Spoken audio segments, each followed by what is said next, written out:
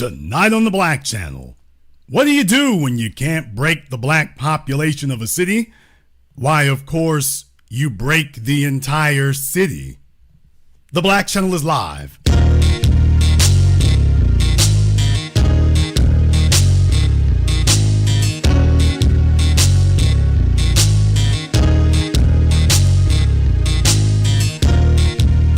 Unapologetic, unadulterated, and absolutely uncompromising. Greetings, brothers and sisters from around the world, and welcome back to the home, the haven, the stronghold, and the everlasting super fortress of intelligent black thought. We are the Black Media, and this is the Black Channel. And I am your host, your brother, your humble servant, the voice of Black America, the Black Authority, broadcasting to you live from the only historically black college and university of higher education and learning in the cosmos. You are, of course, welcome to join us. And join us you shall, because on tonight's program here, you know, folks, there's an adage that goes here, and it's some wisdom that we'd be well advised to keep in mind here. So, folks have asked me for going on 2 decades now, what exactly are you going to do? Well, what do you think is going to happen in the future here? Do you think they're going to change what they're doing? And I've always stayed steadfast. No, it's going to keep going the same way. They're going to double down on it, both Democrats and Republicans. And we are going to be the target no matter what's happening. We're going to continue to be the target no matter what's happening here. And that's the thing I want you to understand. That's the thing I want you to understand. You see this kind of thing occurring here. You see this kind of thing occurring, and it's important to keep that in mind. And if they cannot stop us one way, I'm white and I say so, is going to take over. That's the only thing they're interested in. I'm white and I say so is going to take over.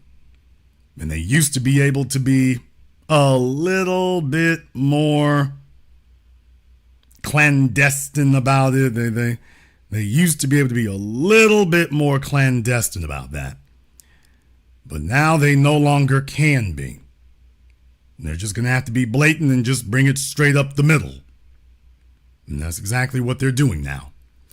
You saw them do this in Tennessee outside of Memphis.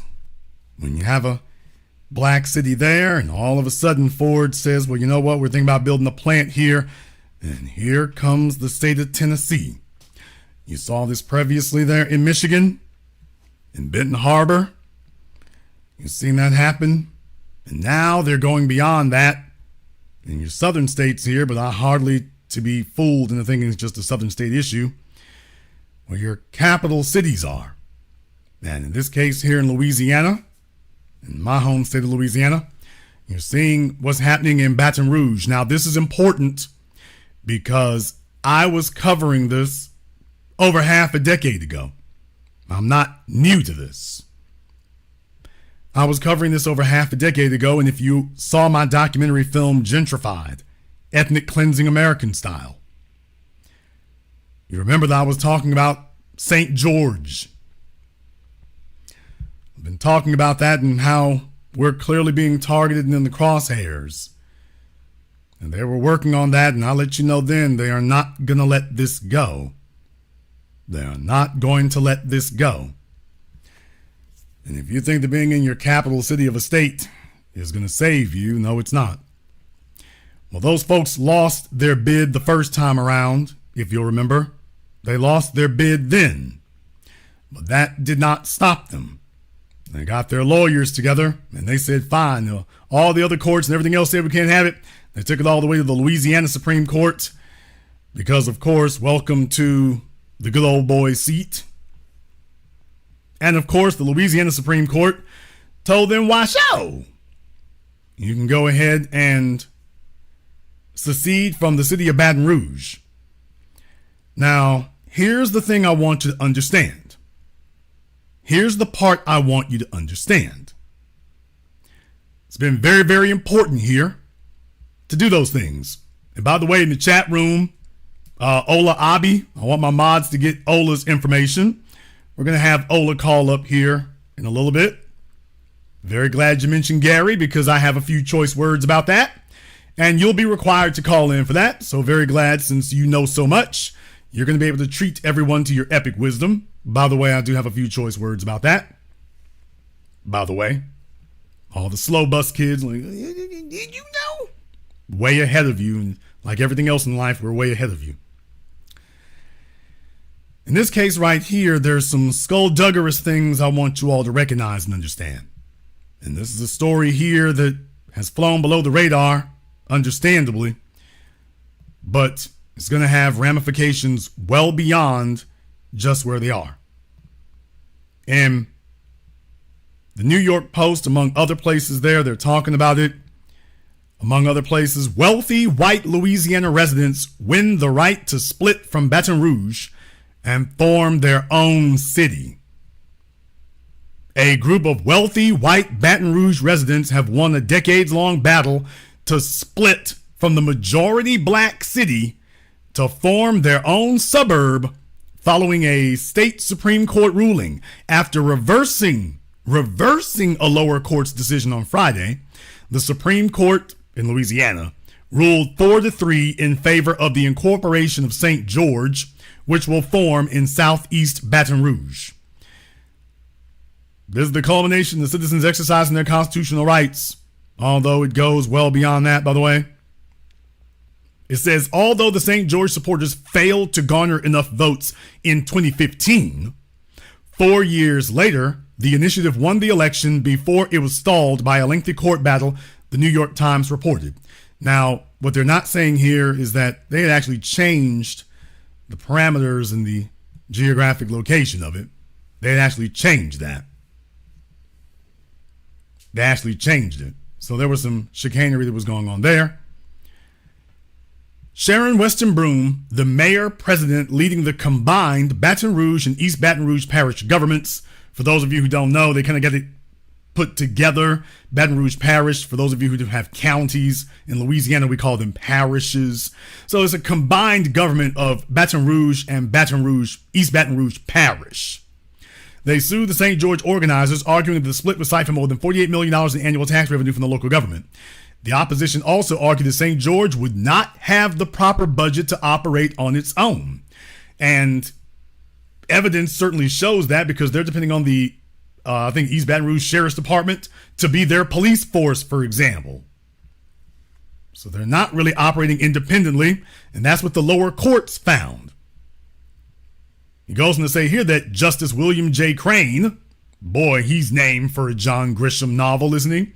The author in the majority opinion disagreed with the city's assessment and claimed that a thriving St. George could even become an asset to the declining Baton Rouge. Isn't that interesting? Every time black folk finally get in charge of a city, after years and decades of white mismanagement, when we finally get in charge, all of a sudden they start telling you that your city is declining. It's always declining only when we show up. Now, it wasn't declining for the last 50 years, right? Now that black folk are, and by the way, Baton Rouge's council, I don't think it's majority black. It's like majority white. So it's just, as soon as you have some black folk with a little authority, next thing they know, they tell you, the place is declining. Oh, Atlanta is declining. Oh, Detroit is declining. Oh, Chicago is declining. When you show up, all of a sudden it's in decline. Wasn't in decline before you showed up. Mismanagement, fraud, everything else. It wasn't in decline till you show up. Now they characterize it as in decline. Now I want you to understand that secession is something they reserve for them. Now, what I want to do is I want to play something for you here, because you can tell what this is about by seeing the folks who support it. Why, none other than suspected white supremacist extraordinaire Laura Ingraham, who never saw a Klansman she didn't like. Why, here she comes weighing in on it. Now, why in the world would she care about something happening as far away from her as you can possibly get? Why is she concerned about it? And that should be your first warning sign that something's wrong. Have you ever been to St. George, Louisiana? Well, I bet the answer is no, because it's about to become a brand new city. Just days ago, after nearly a decade-long battle, the state Supreme Court ruled 4-3 in favor of nearly 86,000 Baton Rouge residents who said they're sick of dealing with bad schools, high crime, and high taxes. Well, the rest of Baton Rouge isn't happy. I am disappointed in the Louisiana Supreme Court's ruling when potential tax increases or threats to basic services that affect our citizens' quality of life are at stake. It's crucial that we proceed with careful consideration. Well, actions have consequences. Joining me now, Andrew Murrell, who is the one of the... Actions have consequences. She can't tell you what the actions are. But by the way, Laura, you're quite right. Actions do have consequences. Just remember that.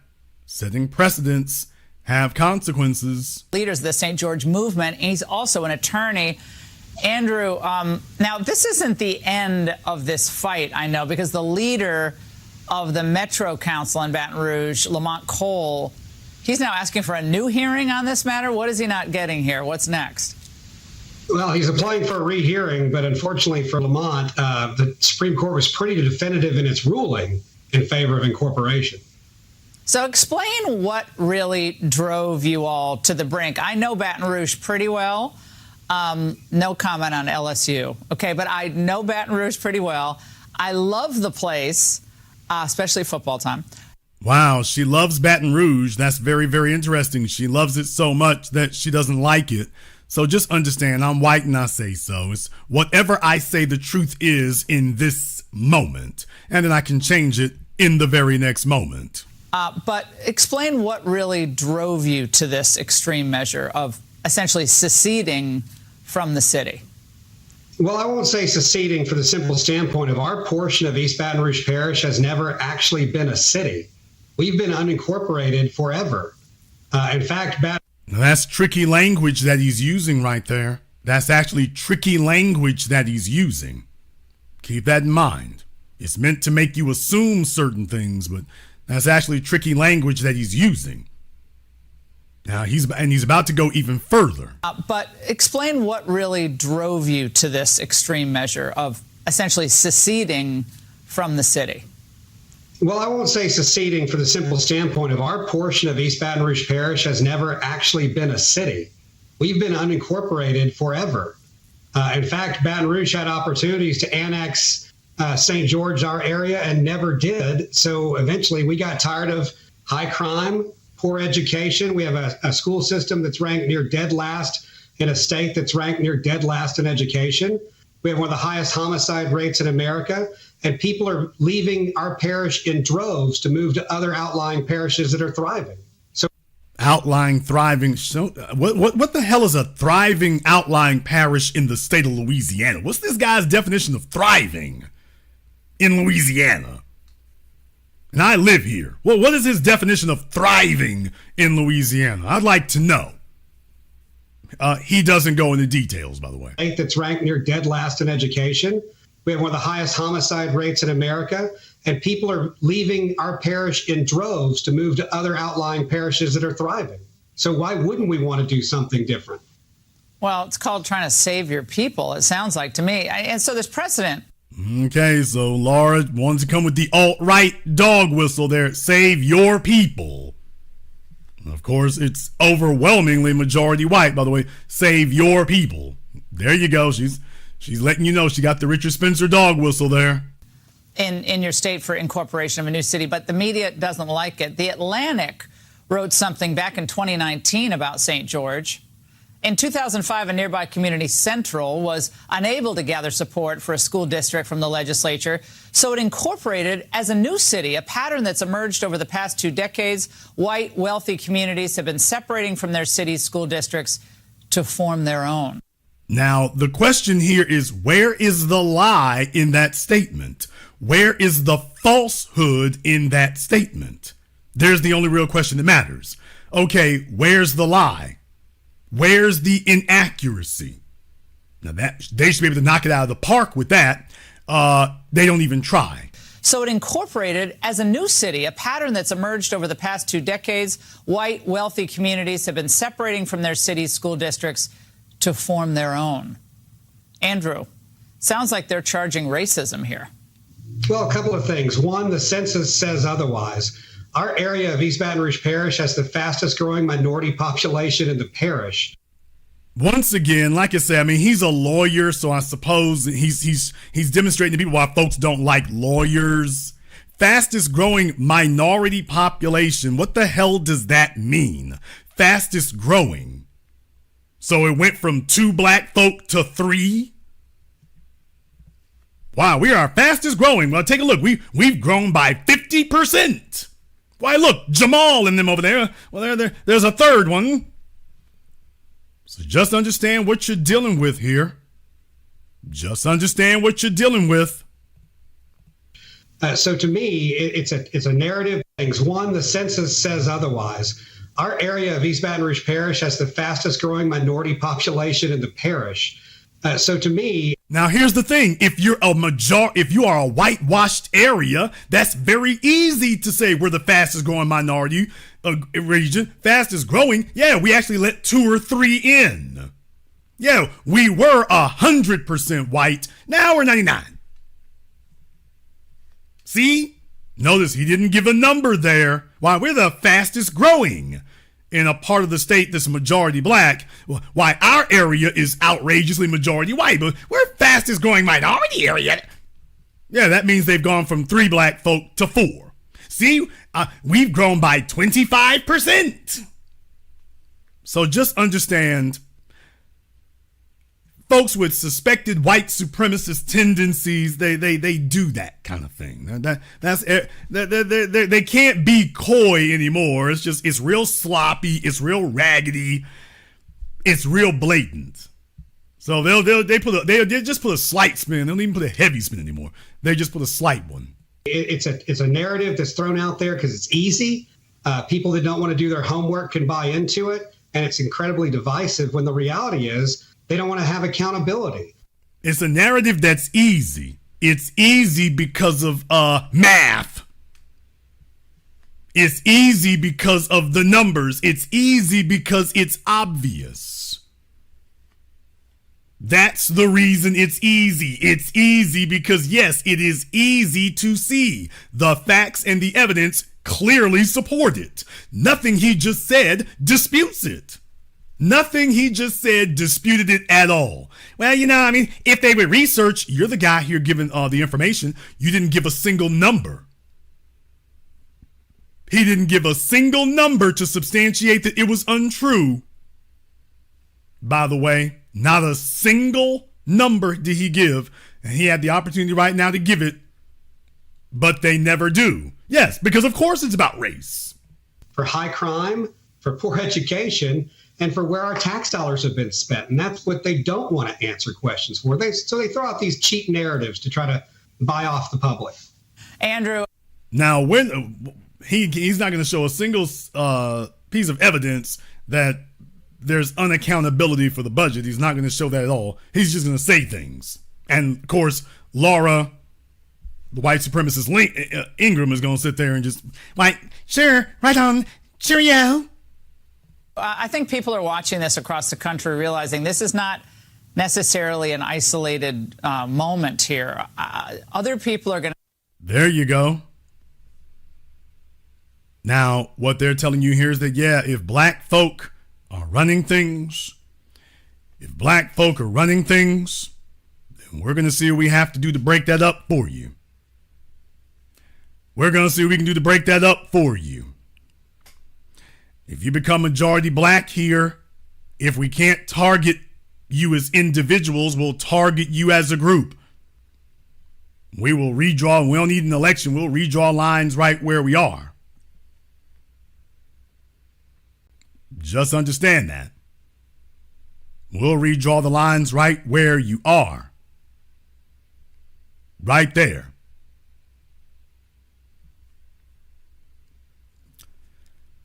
Take this threat very seriously. Now, I can go into some other things here because, for example, here's a map and showing the St. George area there. And like I say, you see where their proposal for their Country Club of Louisiana. Found that to be interesting. I'm like, okay, because he just sat there and told you where it was or where it wasn't. Couldn't help but notice that. Couldn't help but notice that. And there's a reason why I bring that up, because these folks understand what they're doing in that regard. They're hoping you don't ask questions. They're hoping that you don't ask questions. They're hoping you don't say too much. They're hoping you don't look too closely. They're hoping for that. By the way, when you take a look on Google Maps, for example, and you take a look at the city of Baton Rouge, and I know we can get into a little bit of trouble here, but there's a reason why I'm bringing this up. I'm bringing this up because if you look on your screens there, I'm trying to make sure I crop this properly for you. You can see where on this map here, this is a map provided by the folks for the proposed borders of what would be St. George. You can see where it shows Baton Rouge on there and the highlighted area that would be St. George. Interesting. And that's why I brought it up off the Interstate 10, that Country Club of Louisiana, and its address says Baton Rouge. Country Club of Louisiana. Then you come over here to the map of the city of Baton Rouge. And what you find is the village of St. George. You find village of St. George. And oh, well, what do you know here? Here's that Country Club of Louisiana inside the dotted line for Baton Rouge City. He just told you all that was unincorporated. I can also show you news articles from a couple of areas that were annexed here in the last 5 years. So once again, folks are going to sit up here and say erroneous things or deliberately misleading things because they're talking to folk outside of Louisiana folks who are fellow travelers and will not sit up here and try to debunk that. But by the way, when I saw the Country Club on the map, I was like, oh, yeah, we're going to cross some lines here. What they're trying to tell you is, why, we didn't take any land away from Baton Rouge. Why, we're just rural area that has finally just kind of annexed ourselves. Now, that's what he would have you believing. Why, we just kind of annexed ourselves in there. But I'm taking a look at the boundaries here, showing areas where Village of St. George is and showing other areas here. And I'm like, I think we need to take a closer look at that. Black folks show up and all of a sudden we'll rewrite the entire state. Now, for some of the slow bus kids, and Ola, don't lose that energy because you'll be on the phone here in a little bit or you'll be gone. Either way. Not to be left behind. Oh, yes, my little dumb ADHD friend Ola, by the way. Yeah. Well, none less than Bowling Ball Martin in a perpetual state of shock and disbelief, or just general ignorance. Why, he had something to say about this, by the way. He had something to say about this, and I think you all might find it to be a little intriguing there that he decided to weigh in on it. Fair use, by the way, Roland. Fair use here. I know you hate it, but fair use. There is allowing a largely white community to break apart and separate the city of Baton Rouge to create their own city. This has been a 6-year effort by folks there. On Friday, the Supreme Court granted the formation of the predominantly white city of St. George, which will be separate from Baton Rouge. The ruling is sparking concerns about segregation. Activist Gary Chambers posted a video talking about this here. He joins us now from Baton Rouge. Gary, glad to have you here. You made clear, Gary, that this was a very organized effort by a handful of people with a lot of money to achieve the creation of their own city. Walk folks through how this happened. So, Roland, we have a man named Norman Browning who organizes a group of about 10 people that decide they want a new school district because they don't want their kids to go to the schools of Baton Rouge. Keep in mind, Baton Rouge is the city that had the longest desegregation lawsuit in America. We didn't finish that lawsuit until the 90s. And so when you look at the conversation around people wanting a new school district, these are people who ultimately don't want their kids to go to school with black kids. Currently, the school district in Baton Rouge is 80% black, even though the city is 56% black. So white parents in Baton Rouge right now, for the most part, do not send their kids to public schools in Baton Rouge. As a result of not getting... Now, that's a good point for Gary to make in that regard, because their original claim was that they wanted their own school district, just like Central Louisiana. We want our own school district, and when that was denied by the state, then they said, oh, well, we'll have our own city instead to circumvent that. So I want you to understand, get that nuance right. There's not a nuance, get the strategy there. They were claiming they wanted their own school district, but if most of their kids are not even going to the public schools, what's your issue with that? And the issue is not about the quality of the schools. The issue is about the location of them. Getting that school district, these folks then decided to try to start a city. The school district in Baton Rouge is 80% black, even though the city is 56% black. So white parents in Baton Rouge right now, for the most part, do not send their kids to public schools in Baton Rouge. As a result of not getting that school district, these folks then decided to try to start a city. They failed the first time because the city was, I think at that time, going to be 60% white. They went back, cut out black neighborhoods, cut out black apartment complexes, made the municipality smaller, put it back on the ballot, and got it passed by a vote of 17,000 people. The vote of 17,000 now impacts 400,000 people who live in East Baton Rouge Parish, because of the general fund that's $1 billion of city parish money, 300 million of that is not dedicated. And they're going to take away $48 million of resources from the general fund in order to create this new municipality. So I don't really care if they go off and segregate themselves, but I do care that we've paid into the fortunes of that portion of town for the last 50 years. And to say that you're going to start a new community and then we owe you money for that community, well, we've been paying a whole lot for a long time, and we want our portion to be paid for if you're going to get it. So what's interesting here, you also mentioned that you have a black mayor in Baton Rouge, and it's not like, Baton Rouge ain't Atlanta. It's not like there have been black mayors for the last 30 plus years. No, she is the second black mayor of Baton Rouge. Kip Holden was the first black mayor of Baton Rouge. He was elected in 2004, took office in 2005. So when you put that into perspective, black folks have only been in leadership in this city for under 20 years, okay? So to tell us that the woes or the condition of this city are all the fault of the black leadership, and let's be clear, Roland, the council is majority white, majority conservative in Baton Rouge. It's a 12-member council, 7 white conservatives serve on the Metro Council here in Baton Rouge, and they approve or disapprove of all of the plans of the mayor. And so when we talk about the progress of a community, we have to talk about the inequities and the tale of two cities that have existed for long before Sharon Weston Broome was the mayor of Baton Rouge.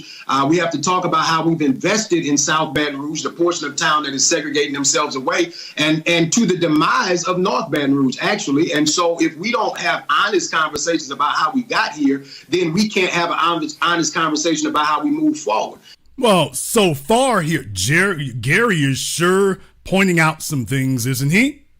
He's pointing out some things, and, well, it certainly seems like he's on point here. Sounds like the Gary Chambers of old. Sounds like the Gary Chambers of old. Very interesting there. So he's bringing out the facts here. By the way, hey, it's a majority white government to begin with here. Oh, okay. Something that Laura Ingraham didn't say, because that wouldn't be very flattering. It wouldn't be very flattering, and it wouldn't reinforce their little agenda if you said that. So, yeah, by the way, very good point on Gary's part to point these things out. I was saying that earlier, but, well, he pointed that out. Well, Jason, why couldn't we support Gary here? Well, Jason, there's the problem right there. Is if you had come up and helped Gary out here, why wouldn't you support him? By the way, remember, keep Ola's information. He's going to be required to call in here when I open up the phone lines in a little bit here. But by the way, okay, old Gary is sitting up here. He's beating the drum, boy. I mean, he's sound like the Gary Chambers of old. Remember? All right. And the truth is, when people talk about this unity and why do we talk about race, this is why we talk about race, because people are literally segregating their children, segregating the city, and then taking away resources from our community. And to be clear, 50 years ago, when black people were becoming the majority or growing in population in Baton Rouge, they changed us to a consolidated form of government, which was we won't just have a city, we'll have a city and a county. So Mayor Broome is the mayor of the city of Baton Rouge and the parish president of the parish of East Baton Rouge. And so we have a council that is convened that represents the entirety of the parish, but white communities continue to segregate themselves off when they realize that black leadership is going to be in charge for the future of this community. I saw there was a state representative who's looking to have this Supreme Court decision reheard or try to have them do it again? President of the City Council, Lamont Cole, Mayor Pro Tem Lamont Cole, is challenging to have them rehear it. There are certain aspects that the justices did not consider. One of the things, the Chief Justice of the Supreme Court, who is a conservative, wrote a dissenting opinion and said that this was a decision masquerading as a ruse of a decision, and said that that was a deficient argument put forth because they couldn't even prove that they were going to pay for the services of the city. They have proposed that it's going to cost them $47 million to run a city of 80,000 people, and they're going to privatize every aspect of the services of the city. They don't even have a plan for policing, Roland. They plan to just take the sheriff's department and just give them $4 million and hope that that covers the bill. Wow. Questions from our panel. Greg Carr. Thank you, Roland. It's always good to see you, brother. All right, so Roland is now trotting out his panel of Muppets. This very well-informed group of individuals who are always filling the bill there. Well, I'm going to let this play because, like I say, Gary is knocking it out of the park here. And because of Ola in the chat room was asking, what, Gary? Way ahead of you, ADHD kid. Showing this right here. He's got, by the way, you notice he's gotten real quiet. I don't blame him. Humiliation does that to you. He didn't count on this. Well, Jason, why are you playing this? Maybe it's because I'm aware of some things that some of the back of the classroom crayon chewing kids are not. Brother Chambers.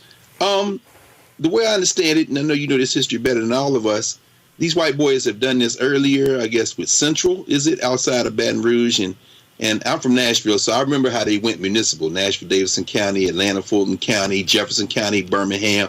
My question is about how, what's the impact of us not getting involved in the political process? I know you've been doing that. You know, we all came to know you probably outside of Louisiana when you jumped on Connie there at the school board meeting. But, you know, what is it going to take for our people to understand? I remember the comedian Paul Mooney once said, you know, they want to move away from us now, but during slavery and Jim Crow, they wanted us all up under them in their beds and their bedrooms and the kitchens. But now that that's over, they want to get away. What is it going to take to trigger some kind of resurgence in our consciousness to get involved in what has been a long-term strategy for these kind of races, which is to get away from us as far as possible? You know, I think that some of us had hoped that some people were better than they were, and the realities of today are making people have a wake-up call. I hope, that is my hope, that being able to see things that you and I and Roland and others have been talking about for years play out in real time, I think is a clarion call that many people are going to say, I didn't think they would go this far. They will go this far and further. They want to take as many rights from you as possible. Just today, there was a conversation about a bill in the state legislature in Louisiana that will make it a crime to have an abortion pill. That if you have an abortion pill, they're going to make it a controlled substance in the state of Louisiana. that if you have a person is found with pills that induce an abortion, that you would be considered to have a controlled substance in the state of Louisiana. These people will go to the pits of hell to strip your rights away from you.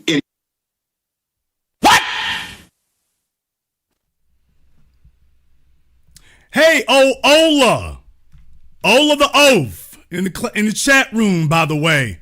I think you were asking, well, Jason, were you going to support? You didn't support Gary Chambers, Jason. You didn't support Gary Chambers.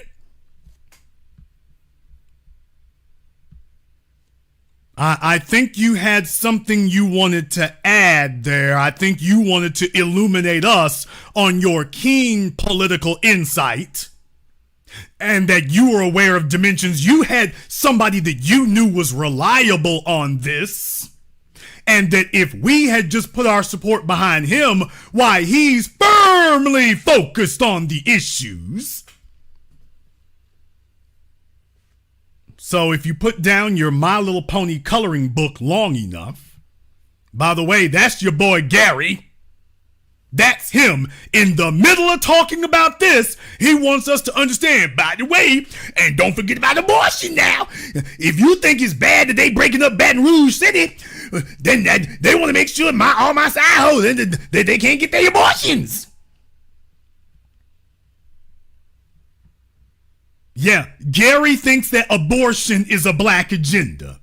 No wonder the Democrats keep trotting him out and wheeling him out. He thinks that he's trying to sell all of us on the idea that abortion is a black agenda. See how they made that switch, everybody? And guys like Ola sitting in the damn slow lane riding their big wheel tricycle. He's still sitting there with his one of those church fans. That's the problem, you understand. See, if you were supporting Gary, he didn't realize we're way ahead of you. Forrest Gump and a half. By the way, fellas like him who are so far behind the curve, there's the reason why so much of this continues going on. Because the back of the bus kids, it takes them about 30 years to finally catch up. Why ain't y'all supporting Gary? I don't understand. Why ain't you showing Gary some love, man? You should have been supporting Gary. Gary was going to be focused on stopping all this, yeah. And Gary could not make it through this interview, the very first opportunity he had to divert away from black people, which is what I pointed out during his delusional campaign for Senate. Yeah, he ain't worrying about black folk, he's worried about abortion. He mentions black folk for 2 seconds and then I need some weed and some abortion in case I get this chick pregnant. He literally didn't make it out of this interview without doing the bait and switch and saying, okay, let's get us talking about something else. And slow-ass Sanford and Son truck-driving dudes like Ola sitting up here falling for it year after year, decade after decade. All I can say is the damn crack epidemic sure did numb a lot of brains. I mean, smooth as a marble his brain is. Well, you wasn't supporting Gary Chambers. You damn right I wasn't. Hey, are you stupid enough to keep doing it? I sure did. Now pass me my lead pipe drinking glass over there. He gonna give me some Medicaid. I need right there. That's the problem. Y'all niggas stop all that damn reparation talk. Y'all don't worry about that reparation talk there. That ain't it right there. You need to be back in Gary. You need to be back in Gary. He gonna give us free pizza. Need to be back Gary. Okay. Now all of a sudden he's dead ass quiet. Now he's like, damn, this was embarrassing. That you keep falling for the same stupidity year after year. These guys don't change, people. They don't change. These Democrat plants, these Democrat puppets and shills. They sit up here and recycle them. They send them, tell them to pipe down for a little bit, go dark for a little bit, then they bring them back, they come back and spin the same damn tale. They find an issue that matters to black folk, and then, that's right, they going after black folk, yeah, they going after our rights, yeah, like racism, yeah, and abortion, yeah, what, and LGBT, what, and illegal aliens, what? And by the time Gary is done, the thing that we all came here for that galvanized us gets completely dismissed and run out the yard. It gets kicked out the discussion. We came to discuss white supremacy. And now, but when Gary gets done, we're not discussing white supremacy anymore. We're discussing Democrats, Republicans, and abortion. We're not discussing white supremacy anymore. That's the point. They come in like Kamala Harris. They mention racism for a minute. That's the lead in. And if you really, and the thing is, understand, we really need to be worried about abortion. It's like, no, what about white supremacy? I mean, yeah, but see, the issue is the white supremacists is trying to stop our abortions. That's what that is right there. And I want you all to understand what this despicable, political, venomous viper Gary Chambers is trying to pull off. The reason for it is because they think they're triangulating and that they're going to make it less about race and see if they can bring in some of the white women in Louisiana and see if we can get them to worry about their damn abortions. So he thinks he's going to cobble together that non-black coalition. Well, this is an issue that should matter to white women there. Why, they going to take your abortions there. What the hell? So instead of us staying focused like a laser beam on our issue, we're instead sitting up here letting the same old tired ass, retreaded ass political agents and operatives show back up with the damn bait and switch. At this point right now, if you see a Mark Lamont Schill, Gary Chambers, Stacey Abrams, not Stacey Adams, the big woman, not to be confused with the big shoe. You're not supposed to be this damn dense. All of the oblivious, you're not supposed to be this dense. I know you're fighting to overcome the lead paint chips from your ice cream as a kid. I get it. But you're not supposed to be this dense. They're not supposed to be able to just recycle the same sad group of political classroom clowns. And then here you come back. Ooh, there's Gary right there. They're good. We're going to get some weed and pizza. He's going to bring us some weed and pizza. They're good right there. I need some too, because I be smoking some weed and then I get hungry. I need me a big meal.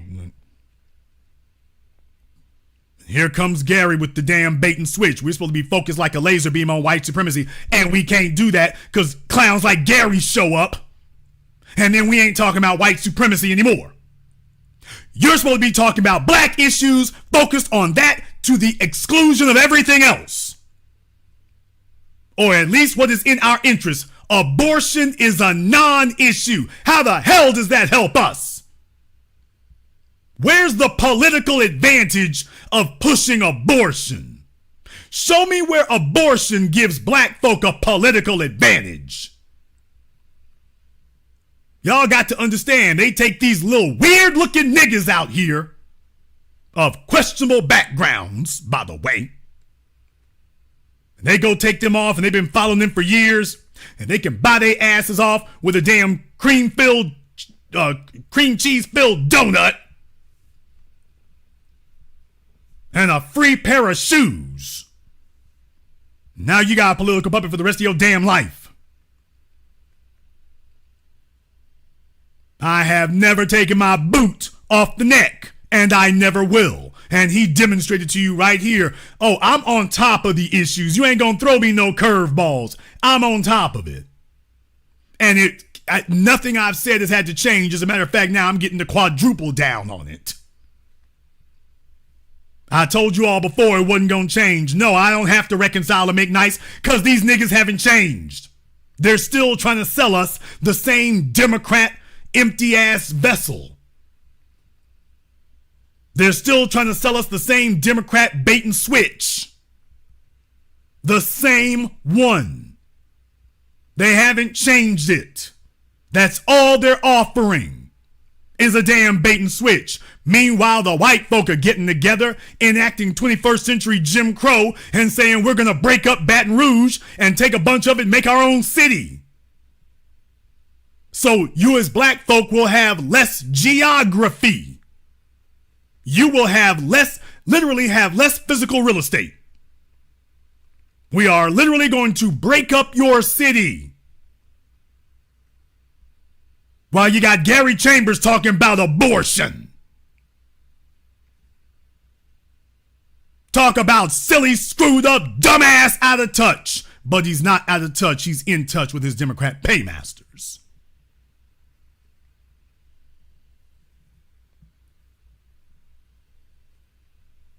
He's in touch with his Democrat paymasters. And that's the reason that he's doing that. He's doing that because he's been bought off by them.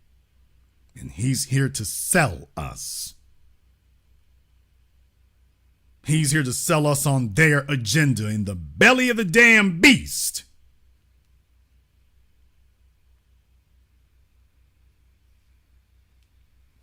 We're in the belly of the beast and he can't stay on message. He can't stay focused. Because that's his whole point. Roland's job in an election year. It is an election year. In an election year, Gary's supposed to be sitting here selling us on the virtues of Democrats. And, oh, well, you know what I mean? Yeah, we did lose Baton Rouge, but you know what? If we keep going, we're going to lose abortion, too. I know you're upset about we know you're upset about that, but if we don't keep our eye on the ball, we're going to lose abortion.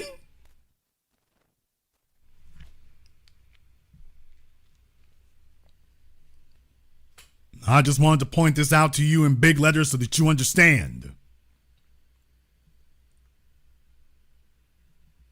When we're sitting up here talking about black issues, you put this in stark contrast. Just understand when Laura Ingraham was talking to that fella, they wasn't talking about a damn thing except what was in white folks' interests.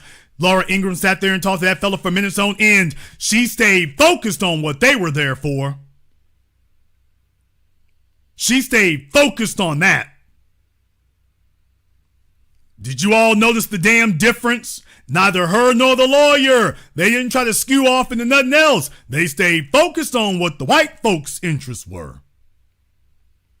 This is why Roland Martin is not a member of the new black media and never can be. He is a Democrat operative, as has already been exposed years and years ago, and he hasn't changed.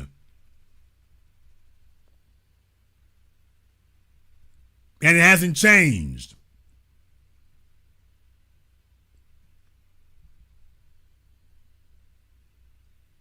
Ola in the chat room now talking about he's in Nigeria. Okay. I'll let that speak for itself, y'all.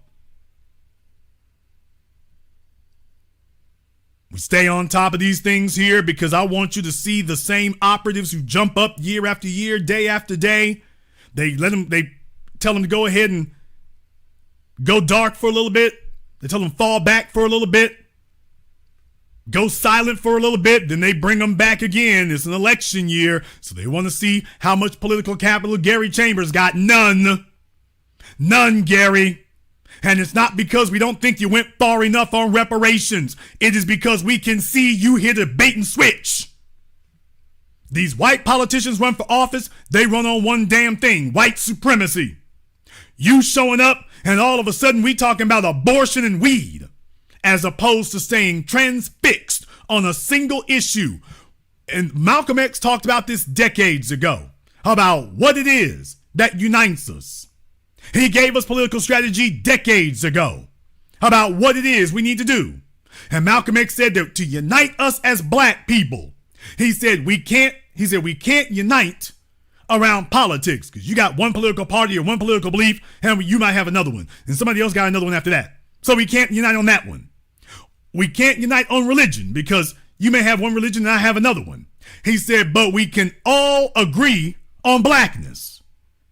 Well, Malcolm may have been mostly right about that because there's a number of black folk who apparently they don't want to agree on that either because wait a minute now. I mean, I know they beat you down for being black here, but can I get blowed on some weed? We're not going to agree on abortion. Furthermore, there shouldn't be a debate. Who the hell sells? You talking about our political numbers and then talking about bringing in illegals. We're going to bring in illegal aliens from Roland's part of the world. But as far as the native black population, we need to abort those. Abort the foundational babies and bring in the illegals from Roland's part of the world, as many as you can. Load them up by the 18-wheeler, by the freight train, and bring them over. No papers required. But yo, kids, you really need to preserve your right to abortion. Hey, Roland, why don't we go ahead and make the abortion clinic down there in Del Rio, Texas, so that when your folk try to come across, we can sit here and remind them of the importance of exercising their right to abortion. Notice Roland's not promoting that one. He's not promoting the right of illegals to abortion. He's not telling them about the joys of abortion and not having to take care of all them kids. He's not promoting aborting their babies, just ours. And you think these bastards like Gary Chambers, you think they don't belong to the political establishment? If you all understand that these are bought and paid for political dog puppets, give me the black fist emoji in the chat room and hit the likes button for me. It's over 3,000 people in here live tonight. And I want us to make sure we're very clear on that.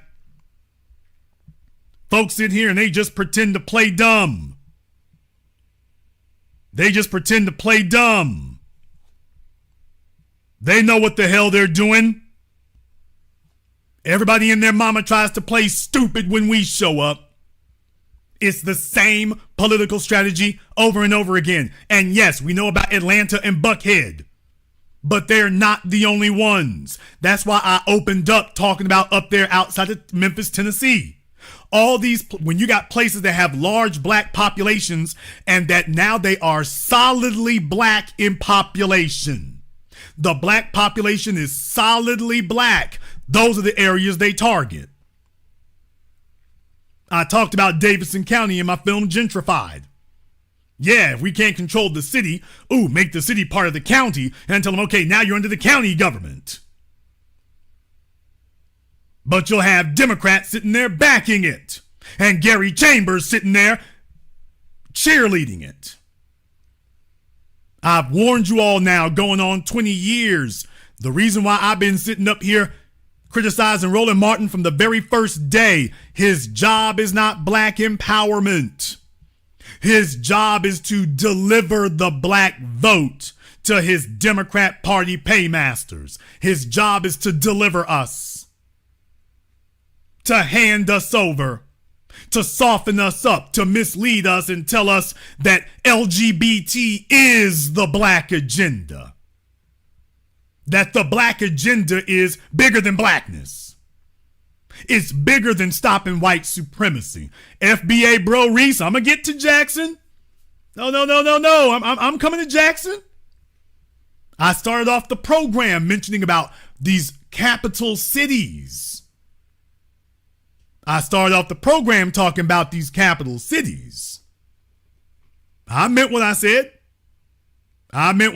So stick with me here.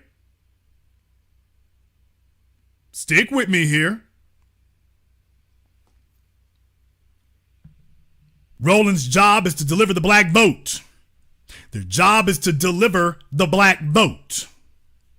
To soften us up and tell us that all these other issues actually are the black agenda, which is why every time we start talking about reparations and the black agenda and being focused, Roland and the rest of the bum-ass old dead black media show up and start telling us we need to talk about something else. That, but you can't have a black agenda without illegal aliens. You can't have a black agenda without LGBT. And then they show up and all of a sudden we're splintered off in 50,000 damn directions. But the only thing, he wants us to agree on voting Democrat. I'm saying we need to agree on a black agenda, not Democrat agenda.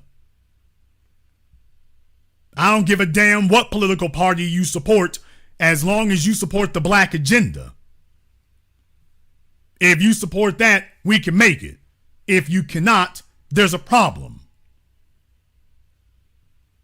And Roland and Gary Chambers and Stacey Abrams and Andrew Gillum and all the rest of these black bootlicks and shills, their whole job, every time they come in, is a damn Trojan horse. Barack Obama, Kamala Harris, Cory Booker. Every time you turn around, it's a Trojan horse.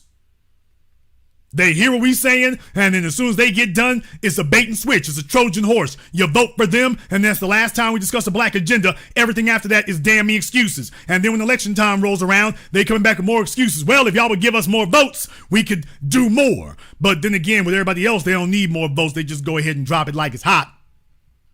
They just go ahead and drop it like it's hot. They just go ahead and drop it off. That's the hell what they do for damn me everybody else. We're the only ones who get them damn sob stories. The damn bait and switch. We're the only ones who receive that. And your so-called Democrat friends sitting up here defending it. That's the whole point I want you to recognize. You all know about folks who are getting what the hell they paid for?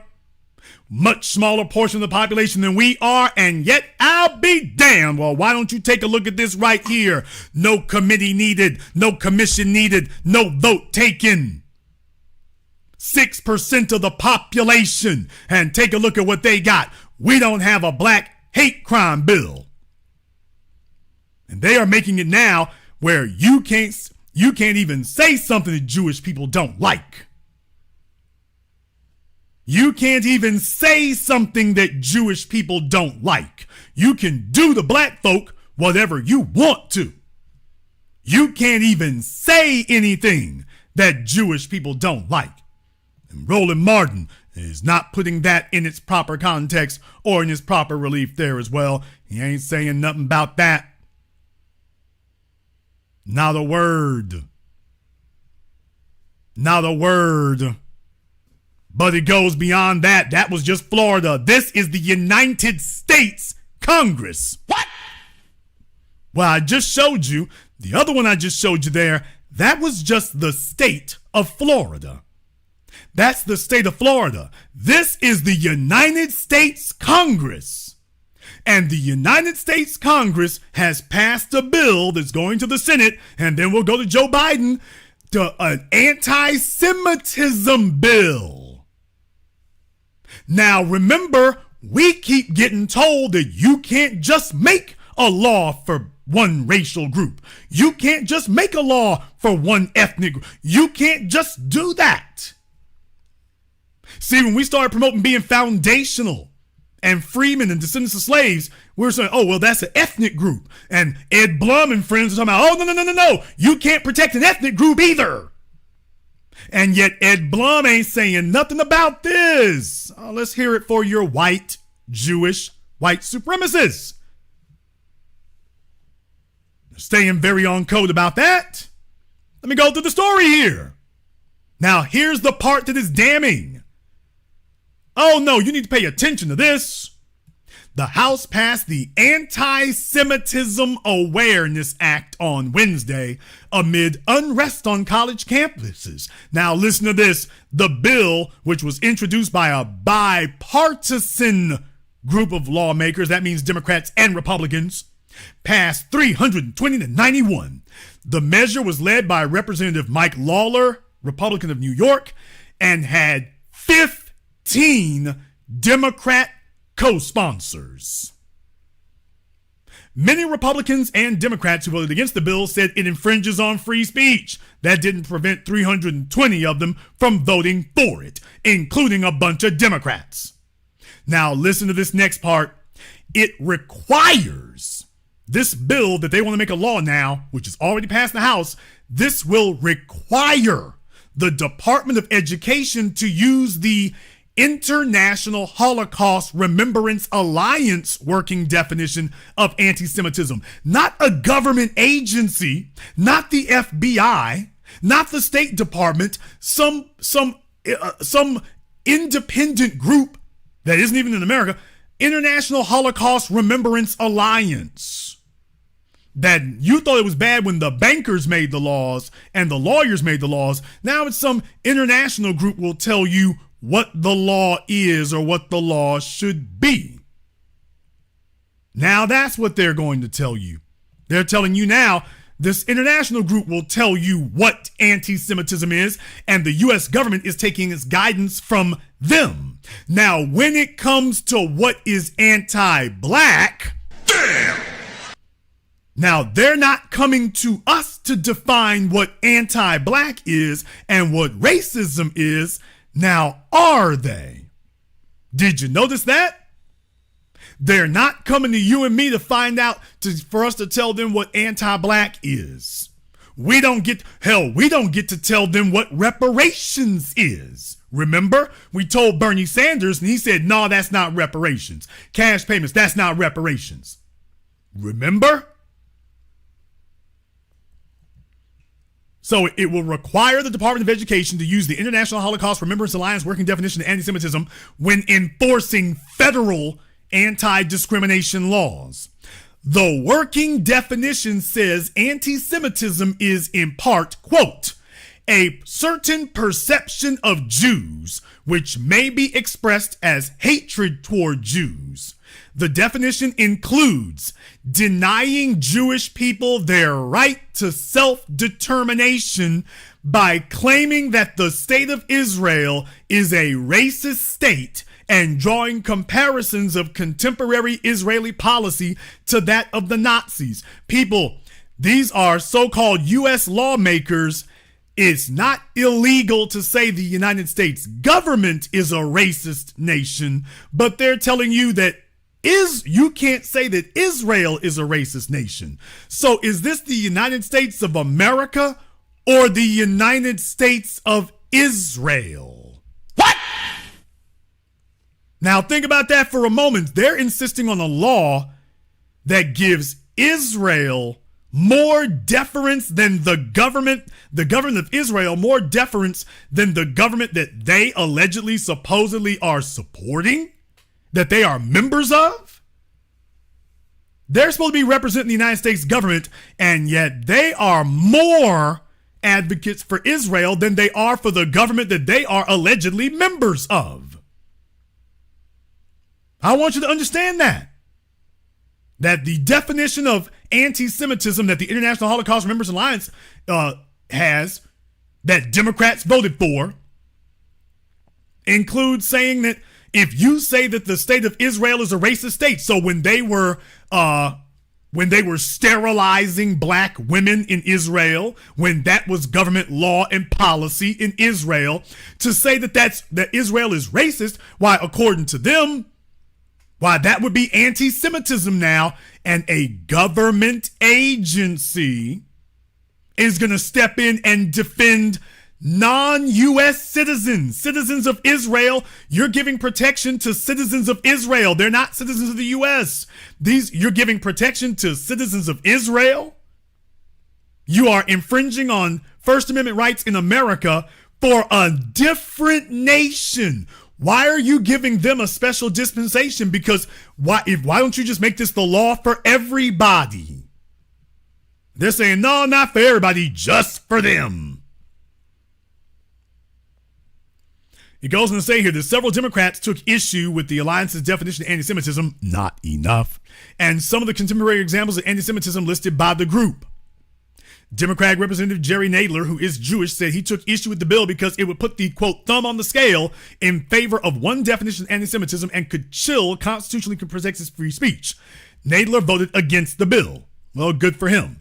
The definition of anti-Semitism has been fraught, especially amid the ongoing protests at colleges and universities across the country in connection with the war in Gaza. Now, the House's vote came as those college protests rage on. Many pro-Palestinian protesters are calling for their colleges to divest of funds from Israeli military operations, while some Jewish students on the campuses, as well as elected officials, have called the protests anti-Semitic and said they are scared for their safety. Meanwhile, they can't show you what they're scared of. Meanwhile, they can't show that. They can't show you where anybody's been killed here. They're not doing that.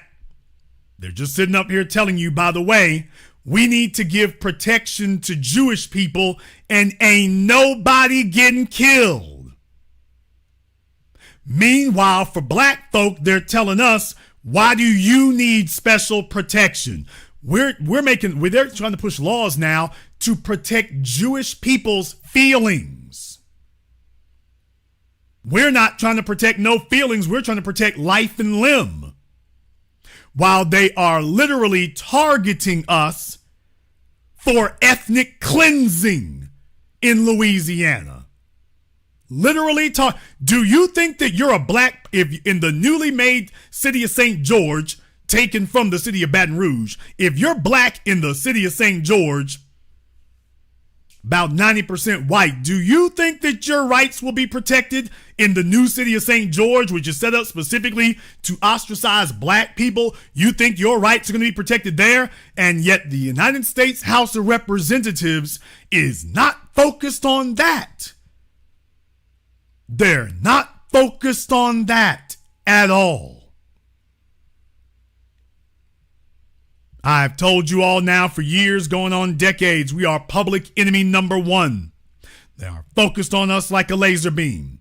The question and the issue that they always have is, how can we target the black citizens? Particularly the descendants of the slaves, how do we target them? How do we get at them? How do we focus this on them? How can we go after and destabilize them? None of them saying, how can they protect our rights? Everything about ignoring ours, stepping over us and telling you that non-citizens, citizens of the state of Israel, need to have their Israeli identity protected in America. Nobody insisting on protecting us here in America, and we're actually citizens who live here. And this is what a race war looks like.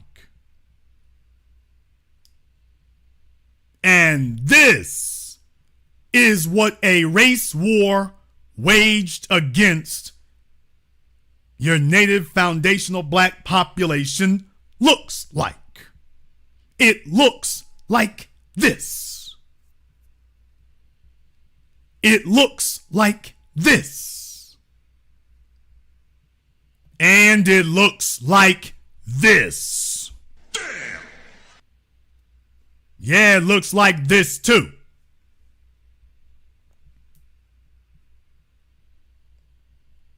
I want you to understand what it is we are actually up against. Now they've taken to entire breaking of entire cities. And nobody asked us about it being anti-black. And yet you've got them, the United States government is now focused on destabilizing us in a modern day level never before seen, to say that I told you all before, understand something, if it doesn't serve their interests, they'll throw away the Constitution altogether. If it doesn't serve their interests, they throw that away altogether. Please remember, all of this is being made for one word. All of this is being made to protect a white group from one word. That's what I want you to recognize. All of this is intended to protect a white group from one word. Just this one. Bait and switch. Change the subject. And that's where you end up at. Bait and switched and changing the subject. No anti-black legislation. Well, they get anti-black legislation, but no black hate crime legislation. Nothing for you, but we can spring to life for everyone else. And remember, I told you that this would be the Biden administration.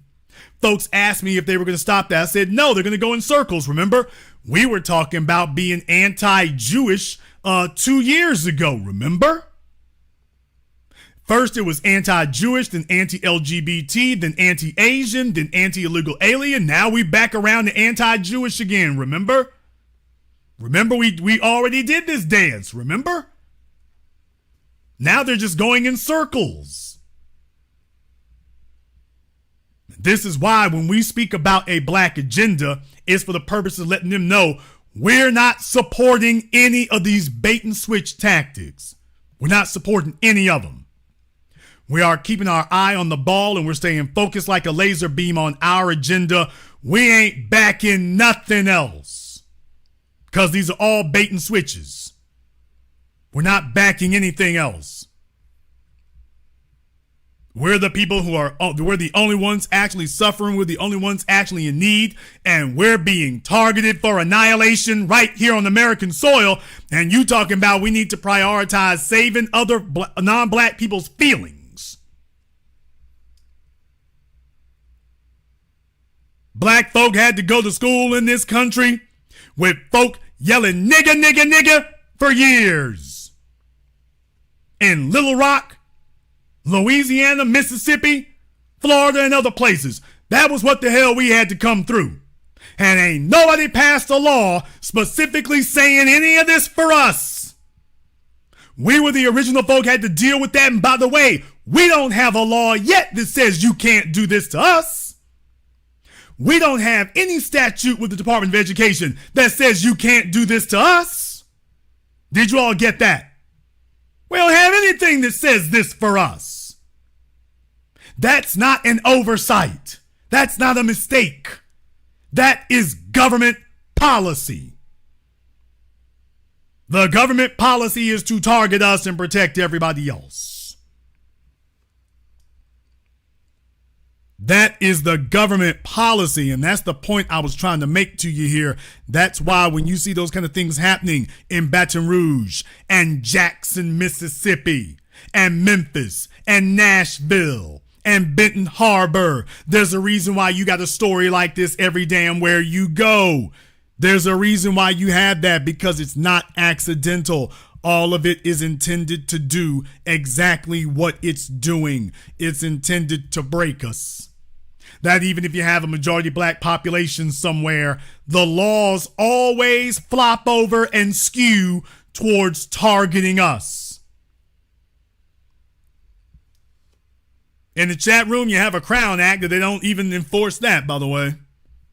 Yeah, you can have a law so long as they don't enforce it.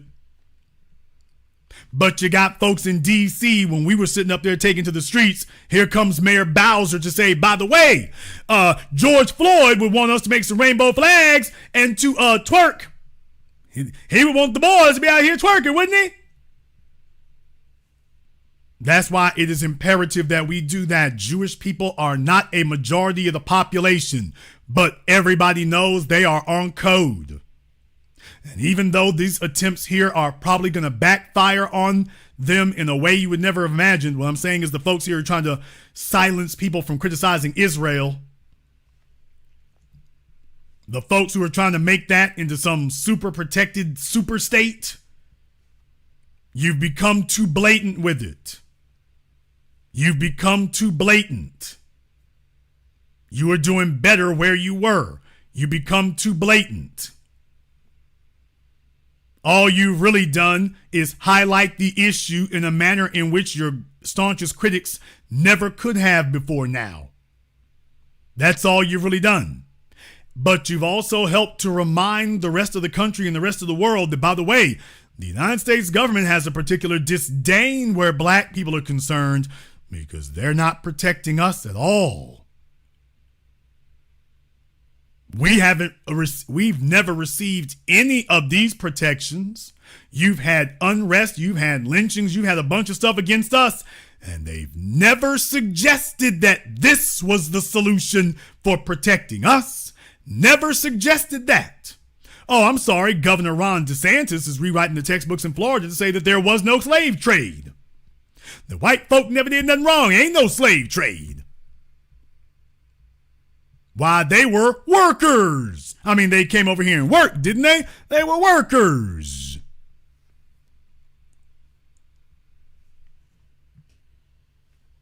They're targeting you. They're targeting our children. They're targeting our cities. They're targeting us as a group. However, you might disagree. Therefore, the telephone lines are now open. And the number is 646-787-1933. That's 646-787-1933. Your personal access code to the blackest radio program in existence, the only one of its kind on planet Earth today. As always, you are welcome to join us.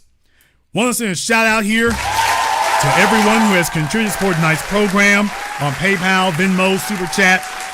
Big shout out here to my man, Mr. Richburg. We appreciate your support here, brother. My man, Chadwick. Thank you very much. Mark B., Nancy, and everybody else here. I see Chief Rocka and a bunch of other folks who have become new members. So Clinton Fremont, Brandon Turner, Nikki, thank you very much for your support here. And everyone else who has joined us here tonight, thank you very much for that. We appreciate that. We are going to take a very brief commercial, non-commercial break. When we come back, we'll be taking your phone calls and more. This is The Black Channel. Hello, my name is Steve Burgess. I'm the author of this book, Guidelines for the Successful Student, a closer look at parenting your school-aged child. In this book, I've explained the role of the parent and the student in addition to what accommodations, procedures, rewards and consequences and expectations that need to be in place to ensure student success from primary to high school. This book is available on Amazon.com. For more information, please visit my link tree at Easy One-on-One. And to access my latest podcast, A Teaching Moment with Mr. B. Thank you all for listening. A white supremacist assassin seeks revenge. Corrupt FBI agents with evil intentions. Dangerous black collaborators dedicated to treason. Occam Jeffers must defeat them all and somehow survive. One misstep and he's a dead man. Join Occam Jeffers as he looks the devil in his blue eyes and tells him, Black First. A sequel to the underground hit War of the Heart, Spirit of 1811 Publishing presents God Love Us, on sale at Amazon. Pre-order and save today. Visit spiritOf1811publishing.com and show your love.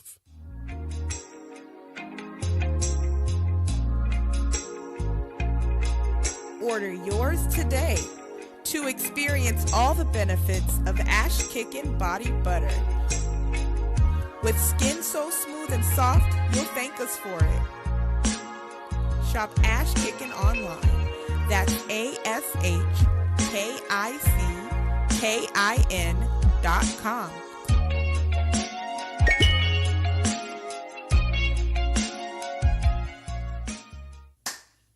Hi, this is Brenda Starr, creator of Poetry with a Purpose and author of the book Pressed But Not Crushed.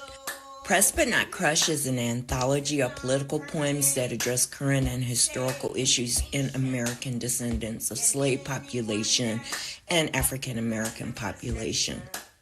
The book describes slaveries and its residuals, Jim Crow segregation, social depredation, and other relevant issues to American descendants of slaves and African Americans, including the current political climate that does not address our issues. This is The Black Channel. I am your host, your brother, your humble servant, the Black Authority. Very glad to be with you all here this evening. The telephone lines are now open. The number is 646-787-1933. That's 646-787-1933. Your personal access code to the Blackest Radio program in existence. One of the reasons right here, I know we were just talking about Israel and making anti-Semitic laws here, infringing on free speech. And I want you to understand, when you're somebody who starts talking about Gary Chambers and his ilk, just understand you're defending that. Just understand that that's what you're defending. Just understand that. That's the thing I want you to keep in mind here, is that when you make simple-minded, ignorant statements like that and you come back over and over again and it just doesn't get through to you that what you're doing isn't effective, that's the point I want you to understand. We sit up here and start stomping for ineffective individuals. That's when you start having backsliding in progress. Let me go ahead and get over here to the telephone lines. The number is 646-787-1933. Let me get caller from area code 202. You're on live with the Black Channel. What's your name? Where you calling from? This is James from D.C. How you doing, brother? All right, James from D.C., what's on your mind? It's James from D.C., Jason. I'm sorry. Okay, Jay, what's on your mind? It's James. I just wanted to say I'm so glad you mentioned Muriel Browser. We cannot stand her here in D.C. I remember maybe in 2009, my dad said to me, he said, he pointed directly at her and said, she's going to run for mayor in a couple of years. Do not vote for her. She don't care about our interests. She's not intact with anything we're trying to do or anything we need to do to survive. Don't vote for her. So, being young back then, I didn't really pay too much attention, wish I did. But when I heard her name, when it came time for them to elect her, the first thing I said is, this name sounds familiar. So when I seen a picture of her, I went around telling Washingtonians, do not vote for her. Do not vote for her. We just cannot stand her here in D.C. She do nothing for us, never have done anything for us. She did everything in her power to make us look like idiots here in D.C. She made statements that didn't even make any sense, so much as she never seen an undercover police car before. I don't give a damn where you live. You have seen an undercover police car before. Instead of, supporting us in reparations, she put Black Lives Matter on the street as if she actually stand by that. It's just what does a black agenda in D.C. look like? Well, I can tell you what a black agenda in D.C. looks like. It looks like when Marion Barry was the mayor. It looks like that. Yes.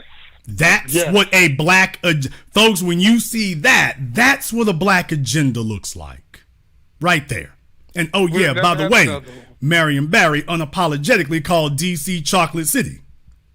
By the way. And this is not about just raising the black fist and giving out a bunch of, slogans. He was letting them know that we are going to run our own affairs. And what did they do? They flooded the city with drugs, flooded the city with guns, told you it was anarchy and bedlam and every damn thing else. Well, that's what always happens when we start getting a hold of power and things. First thing they do is the government comes down on you and goes to work, undermining you. The very folk who are causing the problem are showing up with the blue lights talking about, okay, what's going on over here? But if you all want to know what a black agenda in D.C., well, Jay, what y'all complaining? What y'all expect? Well, we had under Marion Barry right there. We expect that. Right. We expect that. You're in damn me, Washington, D.C. Please tell me why something called Clark Construction has all these cranes running around and every damn thing else there. What the hell are you talking about? These are sweetheart deals that they've given the white companies. And the whole thing is, if something is being built in D.C., you're supposed to have black folk building it. Period. Unapologetically. You're supposed to have them building it. Don't tell me about no damn law. I'm sitting right here looking at this thing here. Y'all make up the laws as you go along. When you sitting there, everything is all white. We show up, wait a minute now, we can't get preferential treatment. Meanwhile, the whole damn budget and the whole damn government is composed of preferential treatment. And we're supposed to be asking the damn thieves and the bank robbers who stole the money from the bank about, well, did you steal it? No, I mean, we just borrowed a little bit. No. You're supposed to be they're unapologetic about giving these contracts to white men. You're supposed to sit there and say, okay, now we in charge. We unapologetically handing it out. And when they come up, we ain't answering no questions. We're not answering a damn thing. That's what you're supposed to be doing. So yes, you want to know where Bowser and all the rest of them went wrong? You have not had another Marion Barry since. You haven't had another one since. She's quite disgusting. Well, just remember, just another one of these LGBTQ. That's the whole reason for it here, which is why you are a prime suspect traitor to black folk when you start talking about that sister girl garbage. This isn't about sister girls and homeboys or no garbage like that. This is about, by the way, what's the black agenda you pushing here? And then you need to shut the hell up and listen. When we talk about a black agenda, if they don't immediately start talking about distribution of dollars and economic power consolidated in our hands. If that's not the next damn sentence, they bulljibbing. They're trying to take you for a ride. It's a bait and switch. Because when they go talk to Latinos, they go talk to them about the money. The Asians about the money. The Jews about the money. They show up with us and it's, hey, can we dance the Dougie? Let me see if you're stupid enough to go for this. And if you lived in the D.C. area, you know full damn well they done built the whole damn thing out up there. By the way, for those of you, it's been a few months since I had a chance to go through there. It's been a few months, but I mean brother, I know they building up a whole bunch of stuff off the Potomac, that area where Pentagon Mall is off of was that 495 or 295 going through there. You know, they a bunch of stuff that I thought was going to be too tall. Now that was the other thing that got me. They're building a bunch of stuff that I thought would be too tall. I thought they had limits on how tall you could build. Apparently somebody's gotten a bunch of waivers. I did not want to interrupt you, but I was so about to get to that point. At a period of time when I was young coming up, I always heard that you couldn't build too high. You couldn't build in certain locations. And yet, if you look at the waterfront, it's just the complete difference from anything, different than anything I've ever told in my entire life. Every other corner there's a crane, and there's a condominium being built that's so outrageously priced that hell, if you lived here 5 years ago, you're ready to move out. It's such a struggle here. And so far as that mayor of ours, we speak about reparations, and she gonna make bike lanes. I knew there was problems because everybody focused on Alexandria and, you know, the rich folks out there in Fairfax, but they focused on Alexandria as far as black folk. I knew there was trouble when I saw the freeway getting built through Tyson's Corner. When I saw how that was being done, I said, oh, ain't nothing going to be the same. And I realized what they were doing. So when you're talking about ultra luxury condos and stuff like that, it's like, yeah, black folk really inhabit, you know, the non-capital district in D.C. So now it's about circling you. It's about circling you in the areas you don't have. I knew there was trouble when I saw that MGM thing there. When I saw that, I'm like, okay, you're a little bit bigger than the code's supposed to allow, aren't you? I'm sitting there looking up this thing. Yeah, you're a little bit too big, aren't you? And that's when I realized, it's I'm white and I say so. It's I'm white and I say so. We gonna do this. Another thing, though, Jason, here in the District of Columbia, they would hit you quickly with nuisance fines and things for like noises, fireworks. Right now, to this day, every other damn weekend, the MGM shoots off fireworks, and you can hear that all the way here in Mount Rainier. Oh yeah. Oh, brother, like for major sports teams or major venues or whatnot, it's like, yeah, these are the rules except for them. And it's always white folk. You try to be T.I. or somebody, you try to do that every week. You go hold a concert every week and be busting fireworks. You won't get the first damn firecracker off. Soon as you do that, the white folk gonna pick up the phone, noise ordinance, and okay, you can't do that. These other folks, yeah, do as you please. Yeah, wake them niggas up. That's good.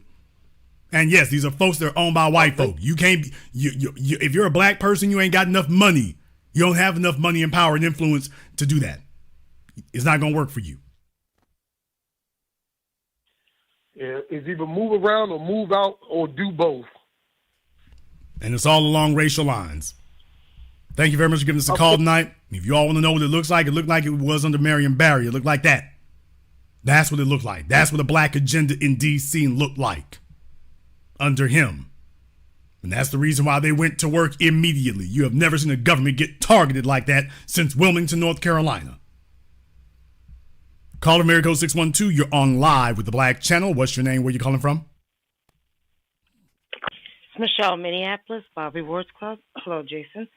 I appreciate your broadcast tonight because you're talking a lot about. Well, first offhand, I got a question for you. Even if Baton Rouge is split and one side becomes white and another city, couldn't that be a great thing for black economics? Okay, well, just recognize what the reason for it is. This is why we have to be cognizant of economics.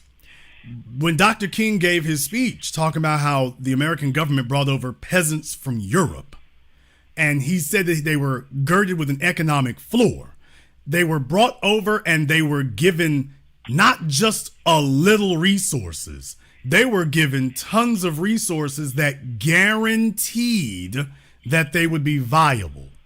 Guaranteed it. we have had every single thing that we've done economically get undermined. Now here it happens again. So you're infringing on the land. You know, you're taking what's supposed to be tax revenue that goes to the city, and now you're allowing it to be siphoned off and opted out somewhere and frozen out somewhere else. Their ultimate goal is to have a city right next to Baton Rouge whose intention is to draw away, you know, the economic power of this capital of Louisiana. That's his point. So that Baton Rouge basically would be a hollowed out husk, because it doesn't matter if you're the majority of the population if you are a impoverished, destitute population. So it's the South Africa apartheid strategy. In effect, you got St. George to be basically a big township. Well, the black folk be in the township and these folk be. That's the whole point right there, is to have that. But I'm saying if the black leaders in Baton Rouge are running it, controlling the economics, I'm talking about the taxation and everything else of that city. Wouldn't that be a great thing? No, that's the whole point right there, is they're trying to break that, ma'am. That's the entire point of it. The entire point is so that incorporating as a city and whatnot, so they can deny that revenue. That's the whole point of it. That's the whole point. So what we're saying here is the white folks are living out in their suburbs and stuff like that. They had more, we say wealthier. They're wealthier than the black folk are, because that's the way plantations and slavery work. The whole thing is they're trying to make it where their resources are no longer eligible, or that their resources are protected and locked and boxed in their own municipality. Whereas before they were a part of Baton Rouge. So you're allowing them to chop up Baton Rouge and run off with the land and whatnot. And okay, we're going to keep our resources there because, for example, you and I are citizens of the United States. We sitting up here literally watching them give billions of dollars to Israel. We don't get to sit up here and say, well, you know what? We're going to make Minnesota its own separate nation, so we don't have to give money to Israel. We don't really do that. You're not allowed to do that one. But yet over there in Louisiana and Baton Rouge now, you're allowing that one. We do have to keep in mind that, you know, the lowest point, you know, segregation, when we were segregated, that was the lowest point in history of having the lowest wealth gap, racial wealth gap.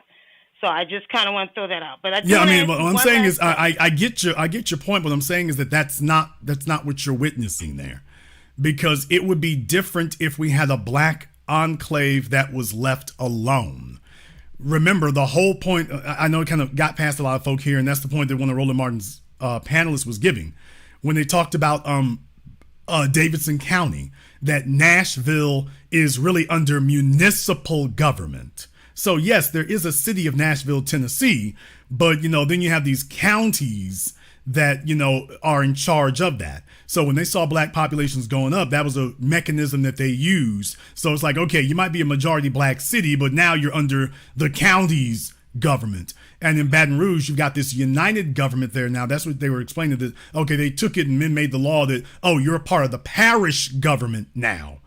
And now that the black population has gotten where it is, that was intended to bring you, you know, it's like, okay, you got black politicians, but you're still under our government. You're not independent as a city in that regard. Now that you've got some black folk and you got some black mayors who are over that, now you're seeing this thing, oh, break the city up. So it's a bait and switch. We're moving around all the time. They're changing the rules on the fly as they go.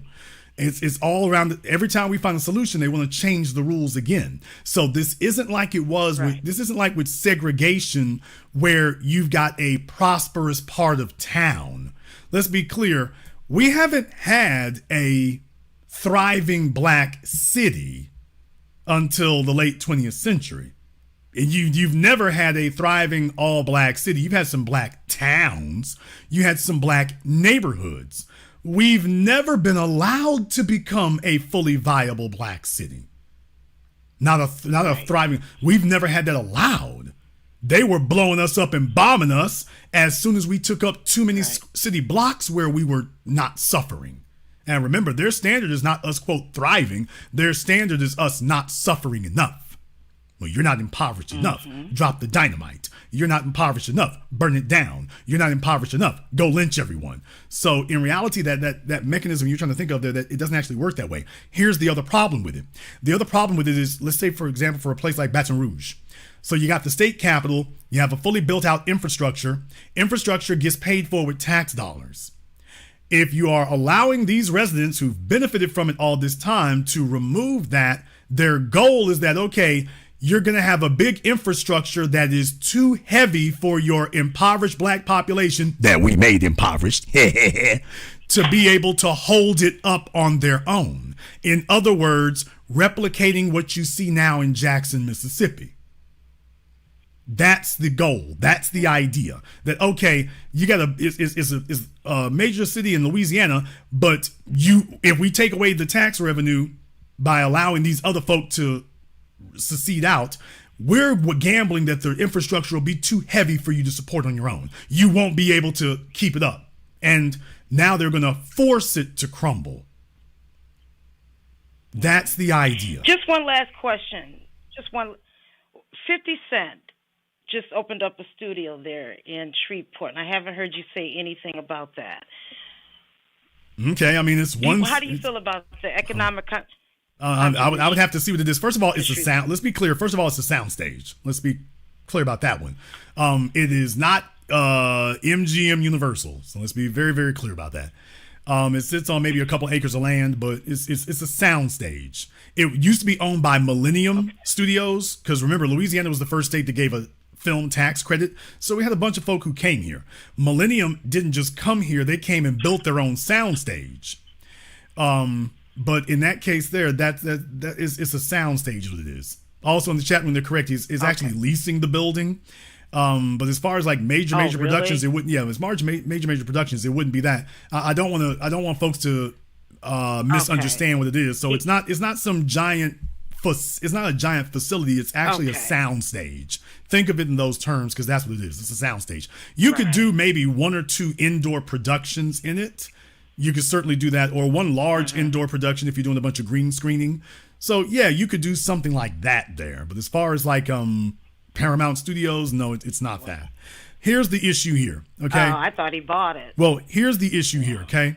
The issue is that government is supposed to leverage populations, natural resources, and economics to be able to make a place to be able to increase the prosperity of an area.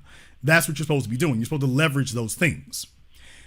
The mismanagement in this area, I say mismanagement, but the engineering in this area is where you're allowing one set of citizens to try to undermine the entire city, to undermine the whole place.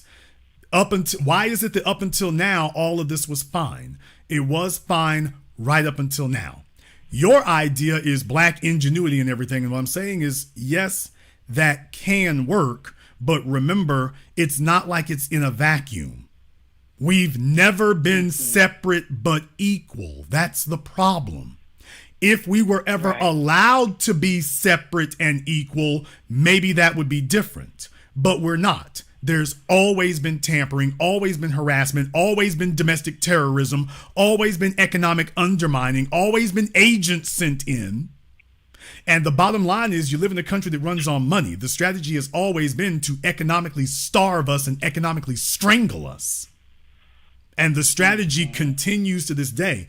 Remember, my state is one of the poorest states in the union.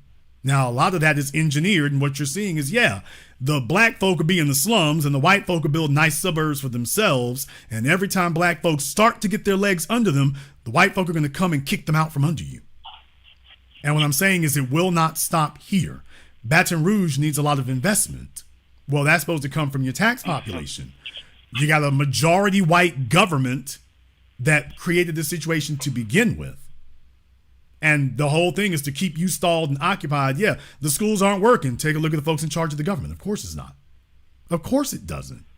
That's the plan. Thank you very much for giving us a call tonight. Like I say, it's not as easy as just saying, oh, well, do you have this? Or, okay, if black folk are left alone, we're not left alone. You can't show me anywhere where we are left alone. Atlanta, Detroit, Chicago, Houston, Dallas, there's nowhere that we're actually left alone. And if you do start making progress, here comes the state again. By the way, if you do start making progress, here comes the state. Okay, we need to make some rules and regulations. You want to build an airport? Oh, no, you can't do that. My folks up there in Chicago, we talked about that a couple weeks ago. Okay, you don't want us to use O'Hare, you don't want us to use Midway. We'll build a airport in the south side of town. No, you can't do that. Well, why not? That's economic development. Yeah, that's the problem. This is economic development too close to you. Yeah, we ain't doing that. So it would be different if we were segregated and left alone. We are not. This is not about segregating us. This is about controlling us and making sure that we remain safely impoverished, so that we don't stand the threat of making an independent economy that becomes more attractive than the ones that the white supremacists and suspected white supremacists have made. The problem within Atlanta is that Atlanta's economy is more attractive than Augusta's economy. Atlanta's economy is more attractive than Marietta's economy. Building a few sleepy suburbs don't help you. If you want major multi-million, multi-billion dollar investment, Marietta ain't gonna cut it. Villa Rica ain't gonna cut it. You're going to have to be in Atlanta, and it's more attractive. So everything now gets concentrated towards undermining what makes you so attractive, trying to make it so that you can't stand up under the weight. We'll sabotage you, we'll undermine you, and now it's like, oh, we'll take away, you need tax revenue to keep things going? Fine, let's take that away too. It's all about, as Malcolm X said, breaking your legs and calling you a cripple. Caller America code 720, you're on live with the Black Channel. What's your name? Where you calling from? Yes, sir. Seduction Doll is from the chat. Aurora, Colorado. All right, Seduction Doll, what's on your mind? Yes, sir. I have two questions. I wrote them down so I don't mess up. Here's my first question. In regards to the Baton Rouge thing, is this like how they do us in Aurora, Colorado, where it's chartered like a home rule or its own municipality? That's my first question. As it pertains to Denver, we kind of separate ourselves from Denver, even though we're 10 minutes away from it. Yeah, I mean, what it is different states think of the concept a little bit differently, but basically it's municipalities. So basically they made a change to the government there to basically incorporate Baton Rouge into the parish government. So that's why you saw her being referred to as mayor president. They didn't just call her mayor, they called her mayor president. They referred to the other guy as mayor pro tem. So, and that's why, and they call it East Baton Rouge, actually. So what I'm saying is East Baton Rouge Parish. It can be a little bit confusing, but the bottom line is, think of it as incorporating the city into the parish as one big city. Think of it in that regard. And then you're allowing this other city to break off from Baton Rouge. So think of it, it's a little confusing, but think of it in that regard. You used to have one big block here, and now the Supreme Court has told them that they can incorporate themselves separately from the city of Baton Rouge, which means they can make more of their own rules for how their taxes are used. Yes. So my question is because, I have another question aside from that. On the parish thing, when they use the words like a village, township, is that like a divestment from being called a parish? Well, there's the thing right there. I mean, you can be a village, which means that you're, that is a can be recognized as an independent, I don't want to say municipality necessarily, but like the village of St. George, which is where this really comes from. So that was kind of their home base for using that. So, I mean, certainly it's just not incorporated as a city. So they were a village. You got villages, you got towns, and then you have cities. It's the state that decides whether or not you can incorporate, or that they will incorporate you as a city or as a town or as a village. So it's the state is the one who gets to decide that. Well, they went to the state and said this, hey, we want to put all this area together here and claim some of this other land over here. And we want the state to recognize, we say incorporate, but we want you to recognize us as an independent city, separate from Baton Rouge. So now the southern side of town, imagine the southern side of Aurora saying we want to be recognized as an independent city separate from Aurora itself. Now, here's the thing. Here's the thing. Here's the thing, because I know you're thinking about it in a government context. I want you to think about it instead in a powers context. An independent city gets to set up its own police department. An independent city gets to help set up its own school districts. An independent city gets to set up its own zoning. So even as still maybe a part of Baton Rouge, East Baton Rouge Parish, as an independent city, this gives them more powers to separate themselves in more ways and to possibly infringe on the rights of black folk within there. So whereas black people, now I understand if Alton Sterling, Baton Rouge wasn't doing a great job to begin with, but think about what your rights will be as a black person in St. George. So yeah, you're still in the parish, but now this independent city, because right now the sheriff's department is providing their policing, but they're going to be expected to do their own. And when St. George when it's the St. George Police Department, what's going to happen to those black citizens who used to be citizens of the city of Baton Rouge? What's going to happen to them in the city of St. George? I see where you're going with this. It's similar. I think from the optics of where I live, not as towards what they're saying to the people here in Aurora, the optics are similar to what you're saying with in regards to redlining. When they redo the maps, the districting maps in the Aurora municipality versus Arapahoe County, they have separated us. Even since I was a little girl, they separated us where. Due to racial, I feel it's been racially, redlined out. Like we were told, I lived in an area where right across the street was what I call the white schools that I wasn't allowed to go to. See what I'm saying? They live right across the street, but it's a school. Yeah, I mean, they change the lines, they change the boundaries, they change what city you're in. So that's what I was saying. When I'm white and I say so, they will throw out every rule. Whatever the rule was yesterday, you wake up today and it's like Dark City, brand new building sitting there in front of you. Well, whatever. This is what we meant by we're white and we say so. Whatever we want the rule to be, it can change from minute to minute, hour to hour. And if it's no longer in their interest, watch them look up and reincorporate St. George back into Baton Rouge. Thank you very much for giving us a call. If just telling you hypothetically, let's just say that St. George, the city of St. George, let's just say that at some point they get a larger population than the city of Baton Rouge. Don't be surprised if the state then says, incorporate Baton Rouge and St. George back together again. Yeah, you can go ahead and put them back together again now. Yeah, go ahead and remerge them. Yeah, that's good. Put them back together again. That's great. Don't y'all know they'll do that in a heartbeat? So it's like whatever rule is advantageous for them. Switch. Code switch.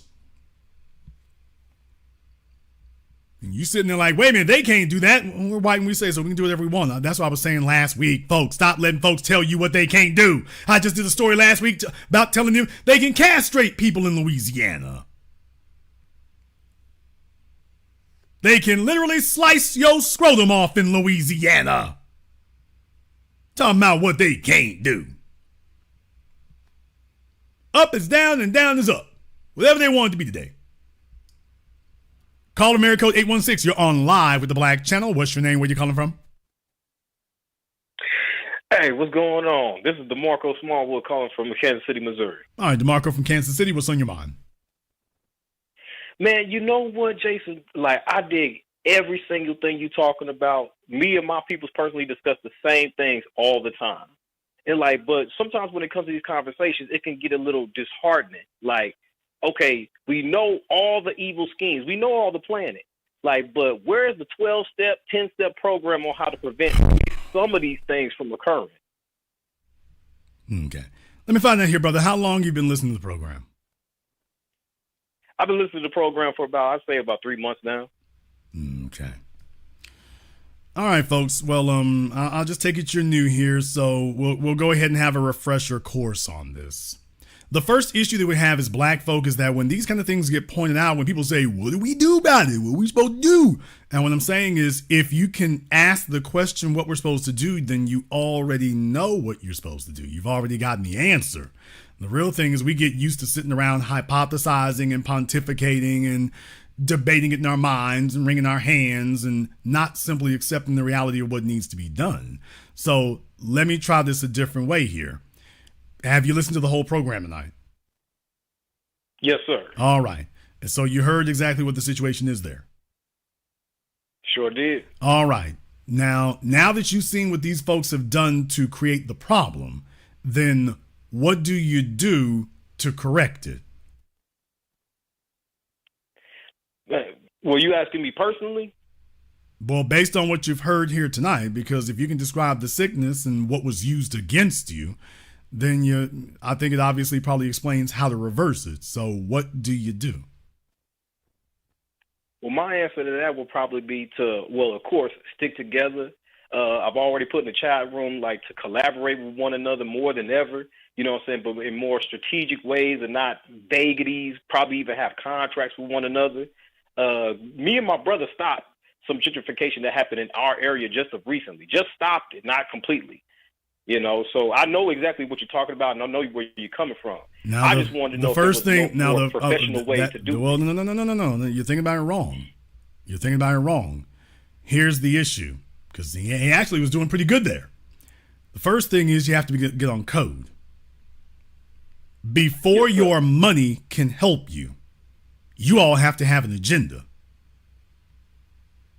It takes money to power things, but without an agenda, what are we powering? So you can't just have money that's being thrown in the air. You have to have an agenda, which means you have to have a code. And that thing you just named, you got each other's back, you support folk, no lying, no backstabbing. This is a code we have as a people. You hear about these things among Asians and Jews. And what I'm saying is that that's a code that we, as especially those of us who come as descendants of slaves, we have a code of our own. That's why we operate differently than a lot of these folks from non-foundational backgrounds. We have a code. We talk about a street code. They don't have a street code in these other places. We do. The real thing, though, is that it's been, every time we start getting viable, they start undermining it. The outside, the dominant society goes to work immediately undermining it because a code gives you strength. That's what the Irish have, the Italians. Anybody who's watched The Sopranos sees that's a textbook example.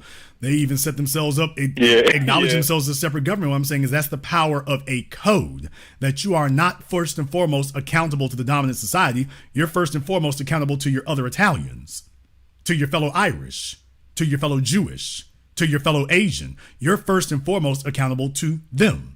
And that's what you just articulated. So everything begins there if you can agree on what your code is as a people.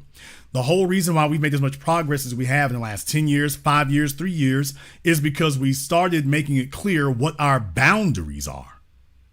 And next thing you know, Bowling Ball Martin and the rest of them looked up and they were on the outside looking in. Yeah, that's how a code does things. It solidifies people. Now, when you start talking about money, now you can actually get something done because everybody, or at least enough people, are on the same page. Now, let me go back to what you said with your brother there.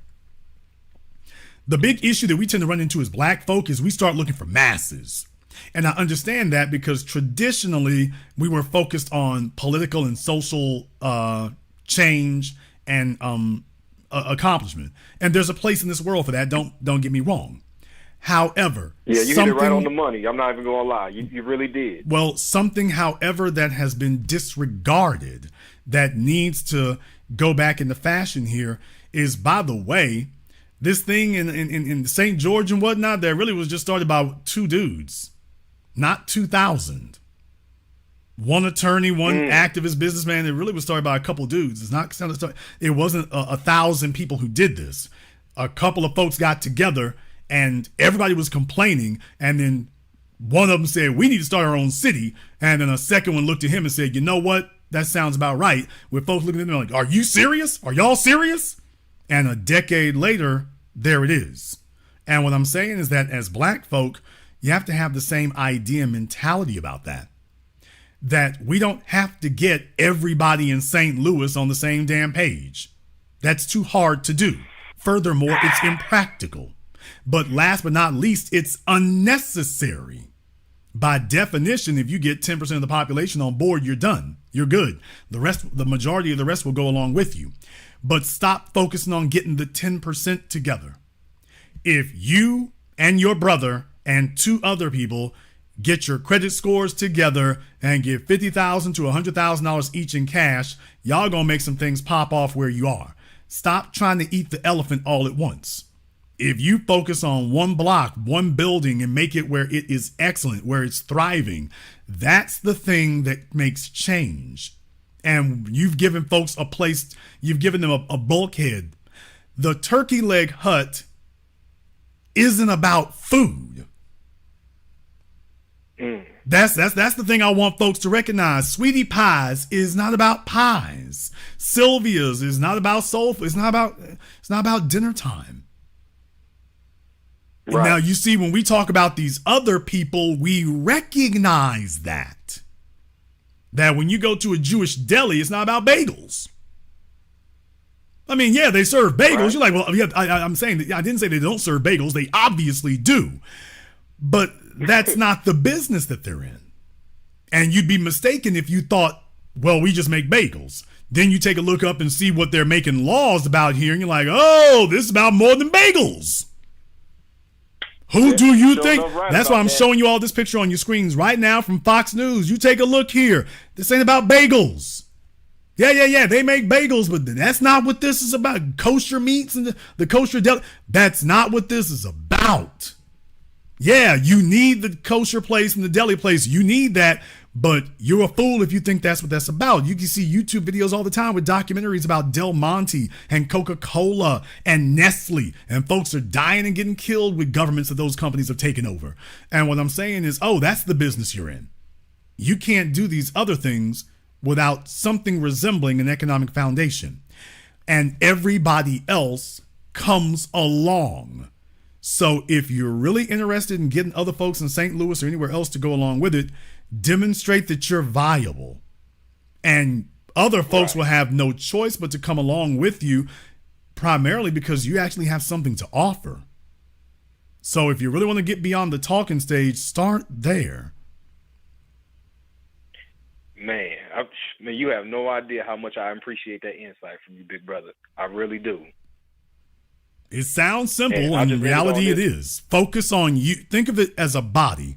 We all know what cancer is. Cancer is when a cell starts growing out of control, and it's not disciplined. Mm-hmm. Well, you're a cell within the black body. Don't worry about being an arm. You focus on being the healthiest cell in the body you can be. And if all of us focus on being as healthy of a cell within the black body politic as we can be, that's what creates a giant, healthy, viable black organism. But don't try to be the arm. You, your brother and your friends, you focus on being the healthiest cell that you can be, and you're going to move mountains in St. Louis. Man, I needed to hear that, big bro. I appreciate that. Thank you very much for giving us a call tonight. Focus on that. I know. Here's the thing that throws people. You watch all this other stuff out here and you say, wow, they're getting the United States government, this, that, and the other. Oh, this looks so huge. And what I'm telling you is you're looking at it the wrong way. You're telling yourself that you're too small. You're too insignificant, that what you're trying to do don't matter. You don't know how wrong you are. You have no idea how mistaken and how wrong you are. If you actually properly prepare, get properly prepared, you got the resources together for yourself there, make it as viable as you can, that's where things move. That's where things change. Stop telling yourself that if you're not McDonald's with 100,000 locations that you don't matter. Stop telling yourself that, because it's not true.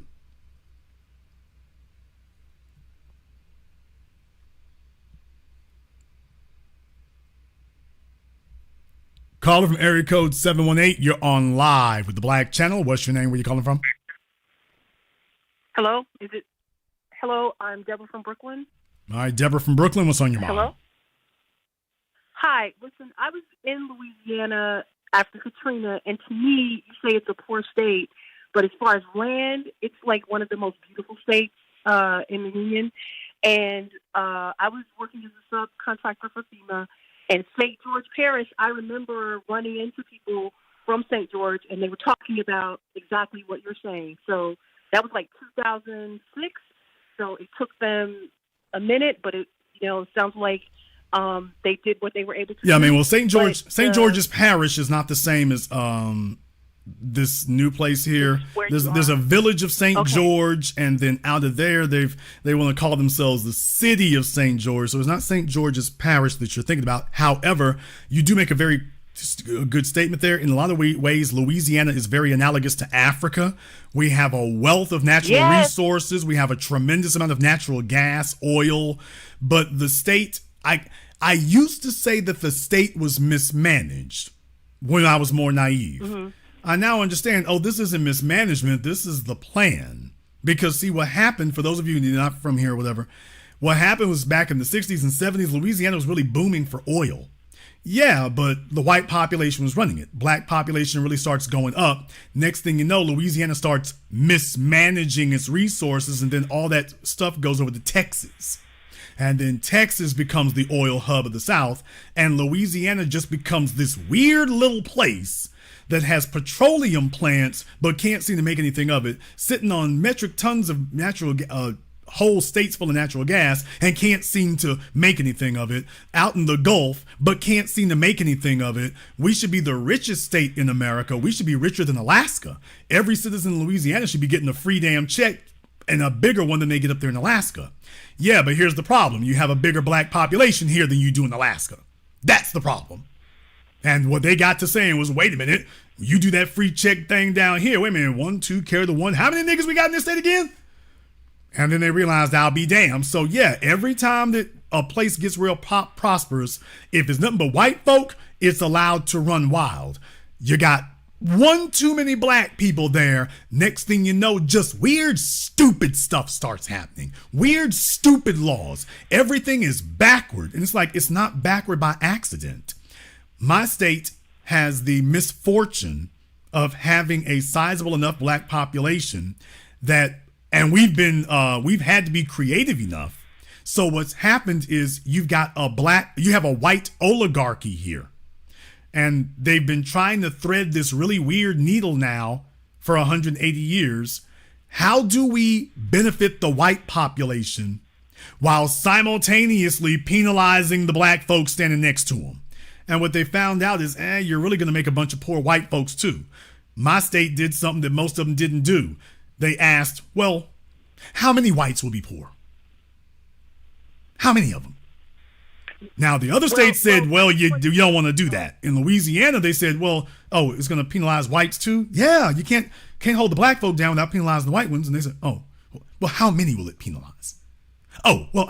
That's acceptable. Okay, fine. So that's how you have so many white folk in trailer parks, and a lot of them in poverty too, but they still have their whiteness. And what they have decided in Louisiana is that is an acceptable trade-off if it keeps the black population oppressed. That's an acceptable trade-off.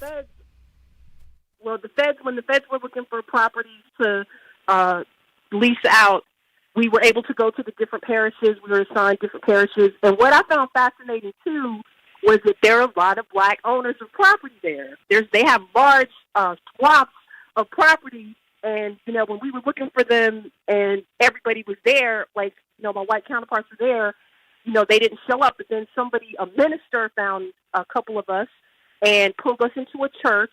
And it was about 15 to 20 blacks. They all had large swaths of land. They had let the trees grow on the land. And the mayor of one of these parishes was saying, the black people here, they have money. They don't want to work, meaning they didn't want to do menial work. And so that's why they were bringing in the migrants.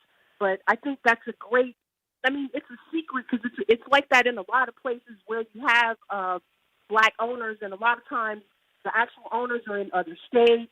and they're letting trees grow on the property. Right. Well, And I mean, even here in New York, the reason for that is because Yeah, we kind of got you know. trapped. I mean, that's always been a bit of a cliche in Louisiana, is that, it was economically very difficult to leave, which is why, you see a bunch of your kids usually stay. As far as ownership of the land, that has always been a tradition here in Louisiana because the land has always been used against us. So we found that to be a viable strategy, that if you own it, because like I said, I mean, we're folks who were run out of places.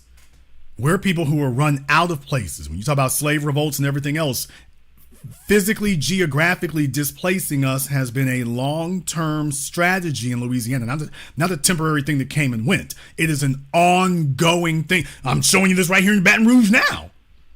What do you think they're going to do to the black folk who now live in the city of St. George? You think the white folks are going to leave them alone, or do you think they're about to become target number one? Which is exactly what you saw in San Francisco. You're starting to see in Oakland now. So we were acutely sensitive to that, which is why that's always been a family tradition in Louisiana among black folk, is owning some land, because that was weaponized against us. Now, Louisiana was an agricultural state. Once you have the Industrial Revolution, now using the oil and the natural resources comes into vogue. But once again, they wanted to make sure, okay, make us do good, but not too good, because if you do, the niggas are going to rise up. And it's always been about, how do you strike this balance where white folk run things in the same state where you got a bunch of black folk, and that the black folk are deprived. And what you found out is you can't really do that unless you deprive a lot of white folk too. And they're willing to go along with it because they still have their whiteness. They're willing to still go along with it. Everybody sees what's going on here. They all know what's happening. If you go talk to poor white folk in Louisiana, when they're around black folk, they never argue with us. They always concede that this is true. And if you came down here during Katrina, you saw that. Even the poor whites will never argue about this with us. If they sitting up there on the bread line and they're begging, or they're next to us, they don't argue about it then. It's only when it's like election time that all of a sudden they all become Republicans. Now they start fighting us. Now it becomes about moral turpitude and all those abstract terms that Lee Atwater talked about. Now it suddenly becomes about that. And all of a sudden, the same white folk who were sitting there talking about, he's all poor, break out their Confederate flags and start talking about how we need to preserve, there's a bunch of crime out here. Meanwhile, their nephews and everything else are going to jail for meth and stealing and drug dealing and every damn thing else. So it's one of those things that they're not dumb. They just play dumb. Well, I really appreciate the fact that there were so many black owners of arable land, because, that's really hard pressed to find right now. So, well, yeah, but it's a problem. It's a problem. Economically, with the arable land, it's important. Yeah, I mean, hope they hold on to it. It is important, but here's the problem. The problem is we're also caught in the middle of a 150-year strategy to divest us and disinherit us from the land, because the problem is the land costs you. Right. And if we can economically strangle you so that you cannot develop the land and increase the value of it, then it's only going to be a matter of time before you or your heirs or their heirs will eventually have to lose it, which is what you've witnessed in New York. You saw it, you see it in Harlem, you see it in Brooklyn. No, they didn't get your grandmama to sell, and they didn't get your mom to sell either. They've been waiting all this time. Now they're going to check you. And if you don't, they're going to come back and check your kids. So it's like, okay, we're going to drive up the cost of everything. Eventually, we've engineered this that eventually one of y'all is most likely to have to sell this. And the lawyers always get it when the heirs die out. There's some lawyer he's the power of attorney, and he ends up with the property at the end of the day. But so that's where we need the reparations. If we had our own, there you go. Our own investments and, now there you go. Like I say, if somebody's putting their finger on the scales and you see what that is, you ain't supposed to talk stupid. Yep. They're giving resources to other folk there to divest us. We're supposed to say no. You got to cut a bigger check over here. That's how you overturn that. Yep. Thank you very much for giving us a call tonight in the chat room. Somebody asked, does Louisiana have property taxes? We sure do. Louisiana sure does have property taxes. We also have one of the highest combined sales taxes in the nation. When you go take a look at that. But yeah, we have property taxes here. We sure do. Our sales tax is out of this damn world. One of the poorest states in the union. Sales tax out of this damn world. And by the way, one of the folks who was responsible for that was Bobby Jindal. He was gonna be the boy wonder, the genius who was gonna help revolutionize our economy and whatnot. No, you privatized the hospitals, you sold it out to a bunch of folk there, which of course was the plan. And then after he got done bankrupting the state, they had to raise taxes across the damn board.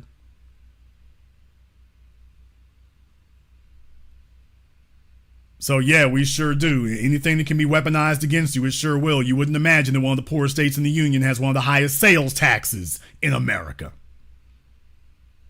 Why do you think I have to buy my cars somewhere else? I've never purchased a new car in Louisiana. I have never purchased a new car in Louisiana. It's cheaper for me to purchase a car in Michigan or Texas. It's cheaper for me to do it there than it is to purchase one literally. It's about 3 miles from where I live, where the car dealerships are. It's literally cheaper. It is cheaper for me to drive to 7 states away. And I don't mean I save a little bit. I mean, I can save $4,000 or $5,000. It's cheaper for me to go drive 6 or 7 states away and drive the vehicle back than it is for me to drive 3 miles away and pay for one here. You think that's accidental?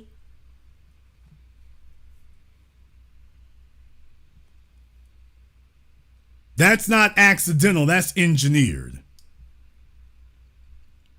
Caller from Area Code 202, you're on live with the Black Channel. What's your name? Where you calling from? Hey, good evening, Big Brother Jason. This is Brother Elijah Parr, Istanbul, Turkey. All right, Brother Elijah, y'all. He claimed he's in Istanbul out there. I think Elijah moving in packages. That's what I personally think is happening. I think he's over there. He's over there making final arrangements with the plug to see if he can get it moved back over here. So just move safe, brother. Move safe. Don't go by yourself. When you go over there and go see Pablo Ishmael, just don't go by yourself. I'm pretty sure you already know that. So what's on your mind? No, Big Brother. Brother, I got a question. Now that I'm just gonna put it in a different terminology, no profanity. These white folks are making it clear they don't want us around them. So my big question is, now you got black mayors down there, and would it be a smart idea for the black mayor to now turn around now and just start being one of the biggest advocates for reparations? And I'm not talking about, maybe she can't go as high as the federal government, but maybe she needs a lobby in her city, parish, to start giving the black folks there, just start there with the reparations. Well, I mean, look, here's the real thing about it. Yes, sir. Especially like the state is stepping in and trying to get control of the city of New Orleans. So they've wasted no time. They've targeted New Orleans. Now you see they're targeting Baton Rouge. It shouldn't be any confusion in anybody's minds. All of a sudden, first they're going after New Orleans for the water department. Now they're going after Baton Rouge to break it up. That's engineered. That's part of a strategy. All this happening at the same time. This is a strategy. This ain't just coming together by accident. This is a strategy. You're under attack. You're being targeted. All right, Jason, what do you do under these circumstances here? Once again, the Marion Barry strategy. You still control the city government, or at least the parish government. You're supposed to be sitting up here making sure that black folk have the government contracts. You're supposed to have all that sewn up. The municipal contracts, you're supposed to have all that sewn up. Steering funds, you're supposed to have all that sewn up. You got the schools, you go straight to work at the high school level, damn vocational school. If you have control of those things, you're supposed to be directing the dollars and the resources now. That's what you're supposed to be doing. All these other folk here, you tell everybody, yeah, we canceling all the city grants, all the city loans, all the city contracts, we canceling all of them. We're starting over from zero. And then you make sure Yes, when sir. you rebuild that, you do it like Marion Barry did. That if those things are going to move, that's who it's going to move for. And then that's how you get the economy going in that regard. Because you got major hotels and stuff like that, the major freeway going through Baton Rouge. You've got all that right now. The real thing is, once again, now that can be harder, however, if you, for example, have a majority white government who's sitting there blocking those things. Now, there's Yes, the sir. other issue that you have. What I'm saying is you're not in that situation by accident. You're there by design. So I don't want to overstate what can be done. Just recognize what it is. That's why whenever we become the majority of a government, the first thing they try to say is, oh, it's in decline. Oh, look, it's chaos over there. That's the first thing they say when we're in charge. So they immediately try to paint it as simply us existing in charge is a negative. Meanwhile, they won't put these other things in its proper context. Yes, sir. I got another question. You mentioned what's this? These two black people they keep trotting us with Gary. I love Jelly Donuts Chambers and Stacy. I can't say it. I'm my refrigerator Abrams. Why do they keep putting these fat, nasty people in our faces, and they can't even have self-control over their own personal being? Well, I mean, the thing is, there's always, these are individuals who are reliable. That's more important than anything else. They are reliable. They're not going to go off the script. That's more important to them than anything else. Remember, I told you all about this when Stacey Abrams was running for governor both times. I told you all she was not going to win. That wasn't her purpose. Stacey Abrams' purpose was the same as Roland Martin, same as Gary Chambers, same as Van Jones, same as Andrew Gillum, same as all of them. Their job is to galvanize the black vote. Number one cheerleader. Her job was to run for office, not to win office. So she runs for office. Yes, sir. Her job is to run for office and lose. But in the process of losing, register a bunch of new black folk to vote. So she runs for office in 2018 and loses. And then she gets to come back in 2020 and hand that black vote over to Joe Biden. So her job is to collect you all and to gather you together and deliver you to the white fellow who is going to win office. And isn't that what happened? Yes, sir. She ran and Biden sits. Well, Gary Chambers, same thing. His job is to try to galvanize the black vote in Louisiana. That's their job. That's their purpose. They are not here to be politicians. They are professional vote galvanizers. That's their profession. Their job is to be professional rabble rousers and stir up folk here and get them registered to vote in XYZ. Their job is not to deliver black empowerment. Black empowerment would be a negative. Remember, the Democratic Party's stated core belief and their rule to their candidates is do not make any specific promises to black people. They never said that to Jewish people. Never said that to LGBT, just us. If any black folk come up on you trying to extract specific promises, don't make any specific promises. And the reason for that is what they were letting their political candidates around the country know is if you do make any specific promises to black folk, that's going to look bad because we're not going to back any promise you made. We're letting you know right now, our stated position is we don't back any policy. So if you go off a script, you'll be accountable and you're going to have to answer for it yourself. Don't look for backup from us. We told you we're not going to back any specific promises. That's the point. Sir. Yes, sir. No, brother, thank you so much. All right. Love tonight's broadcast as usual. All right, be one to you and the family. Thank you very much for giving us a call here tonight. Like their job is to galvanize and collect the black vote and deliver it. That's their job. Their job is just to deliver the black vote. They're just to deliver us. Their job, no specific promises. You get out there, you vote. You're on this damn treadmill. Remember, Gary Chambers and the guy who thought he was running for governor of Louisiana last time, remember their campaign platform, Medicare and Medicaid. Stuff that's already in the damn law. Well, we'll increase that. That's not what St. George is going for. When they talk to everybody else, they're not offering them more Medicare and more Medicaid. They come to us and talk stupid, but it's not by accident. By the way, here, I want to send a big shout out here to Mr. Fontes. Thank you very much for your support and super chat. We appreciate that. My man Jay Diggle. Hadn't seen Jay for a minute. So welcome back, brother. We appreciate that. Michael Gilmore and everyone else who has contributed to support tonight's program on PayPal, Venmo, super chat. I see y'all in there. Marjorie, thank you very much for your support. Let me get caller from area code 559. You're on live with the Black Channel. What's your name? Where you calling from? My name's Martin, calling out of Oakland, California. All right, Martin, out of Oakland. What's on your mind? Hey, what's up, Jay? Well, I'm thinking about the part that you mentioned earlier. You made a comment about the schools and how there's certain cities out in, I believe you said Louisiana, where parents are actually, who are non-black, these white parents are sending their kids out to private schools. You see the same thing out here in Oakland, and there's something interesting about it, which is the parents will put the kids in the school for the lower grades. So if they're white parents, they put their kids into the schools for the lower grades, and in that entire community, the houses are costing over $1 million. So you know there are white people living over there. They pull them out probably like in second grade, put them in private school, you never see them again. Yeah, and here's my thing is that black folk try to be willfully ignorant about these things, and folks who talk to us like that are doing us grievous damage. The white folks who do these kind of things, they're not under any illusions about why they're doing it.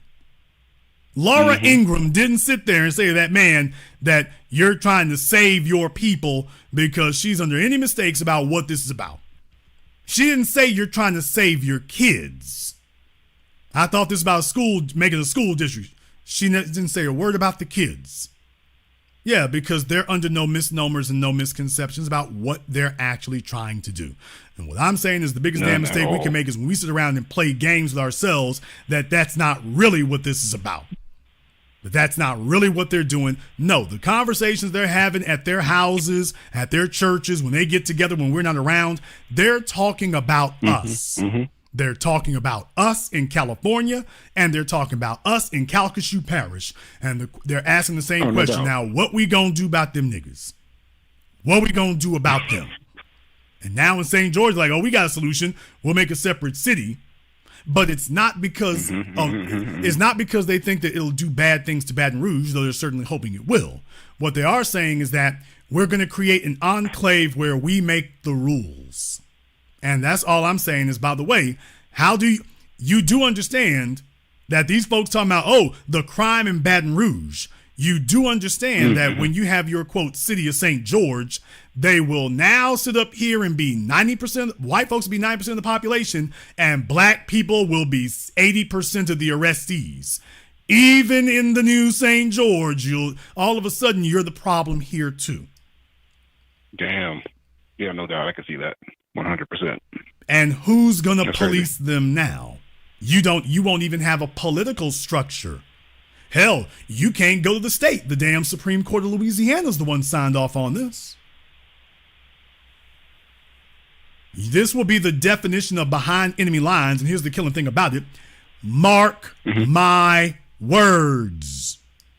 You are one day going to see a story out of the city of St. George where one of your straight-laced, well-to-do old niggas who figured his money was straight and he drives a brand new Chevy Tahoe and he's got him a $300,000 house down there in one of those neighborhoods. You're going to see a video about one of them getting pulled over by the city of St. George police and getting done up. You're going to see that story. He's going to be telling you about how he's worked hard his whole life and played by the rules. And, it's just, this is a shame this is happening to us down here. Watch.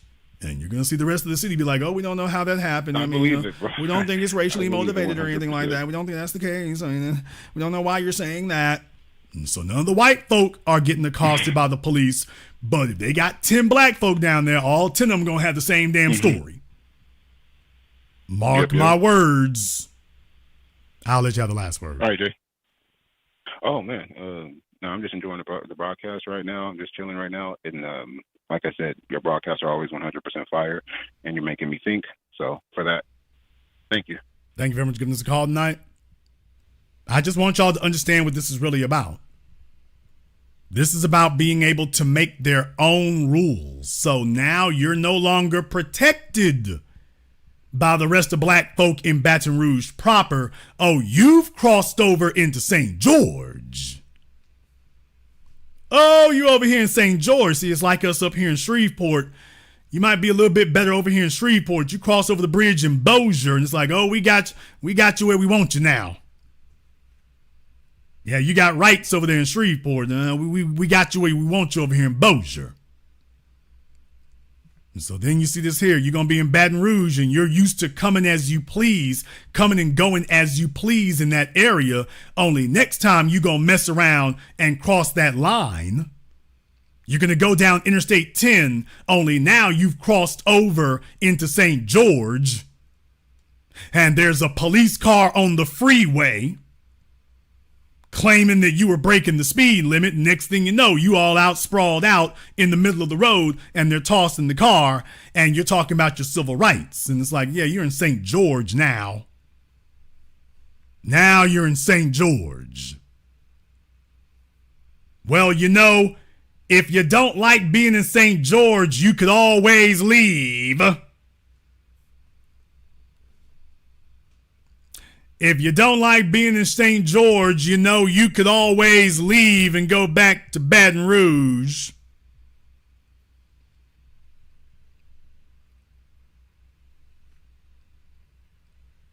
I want you all to understand that.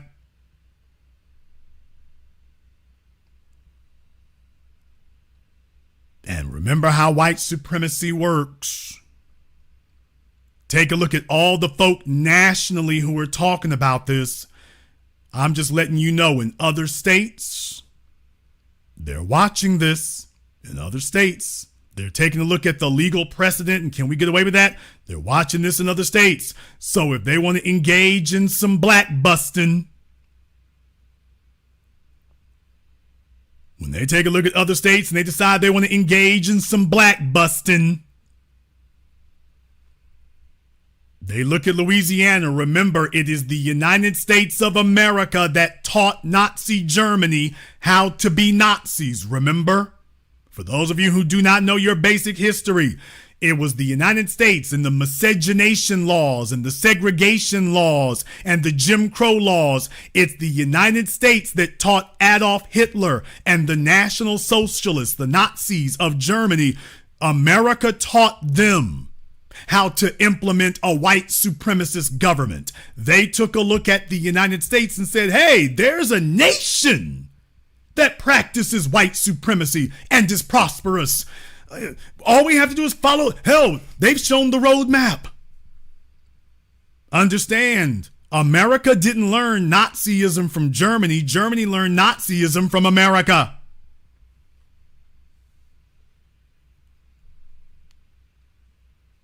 And Louisiana is now showing you, it's like, hey, they're going to learn it from them. If it works one place, they're going to be like, okay, the rest of them be like, oh, all you got to do is copy their laws. You all do understand that's how most laws are implemented in America, right? You all do understand that's how most laws are implemented in America.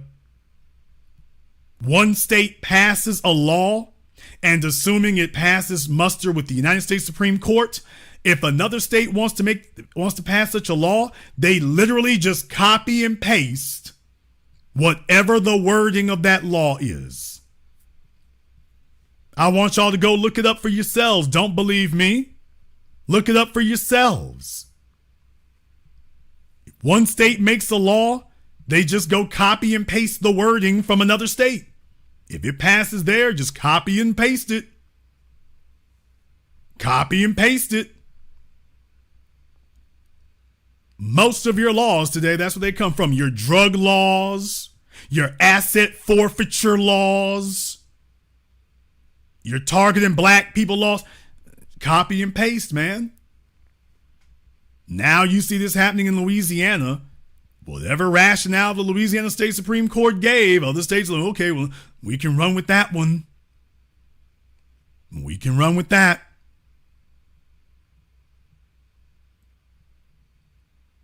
So mark my words. You saw it happen first in Louisiana. It will not be ending here. It will not be ending here.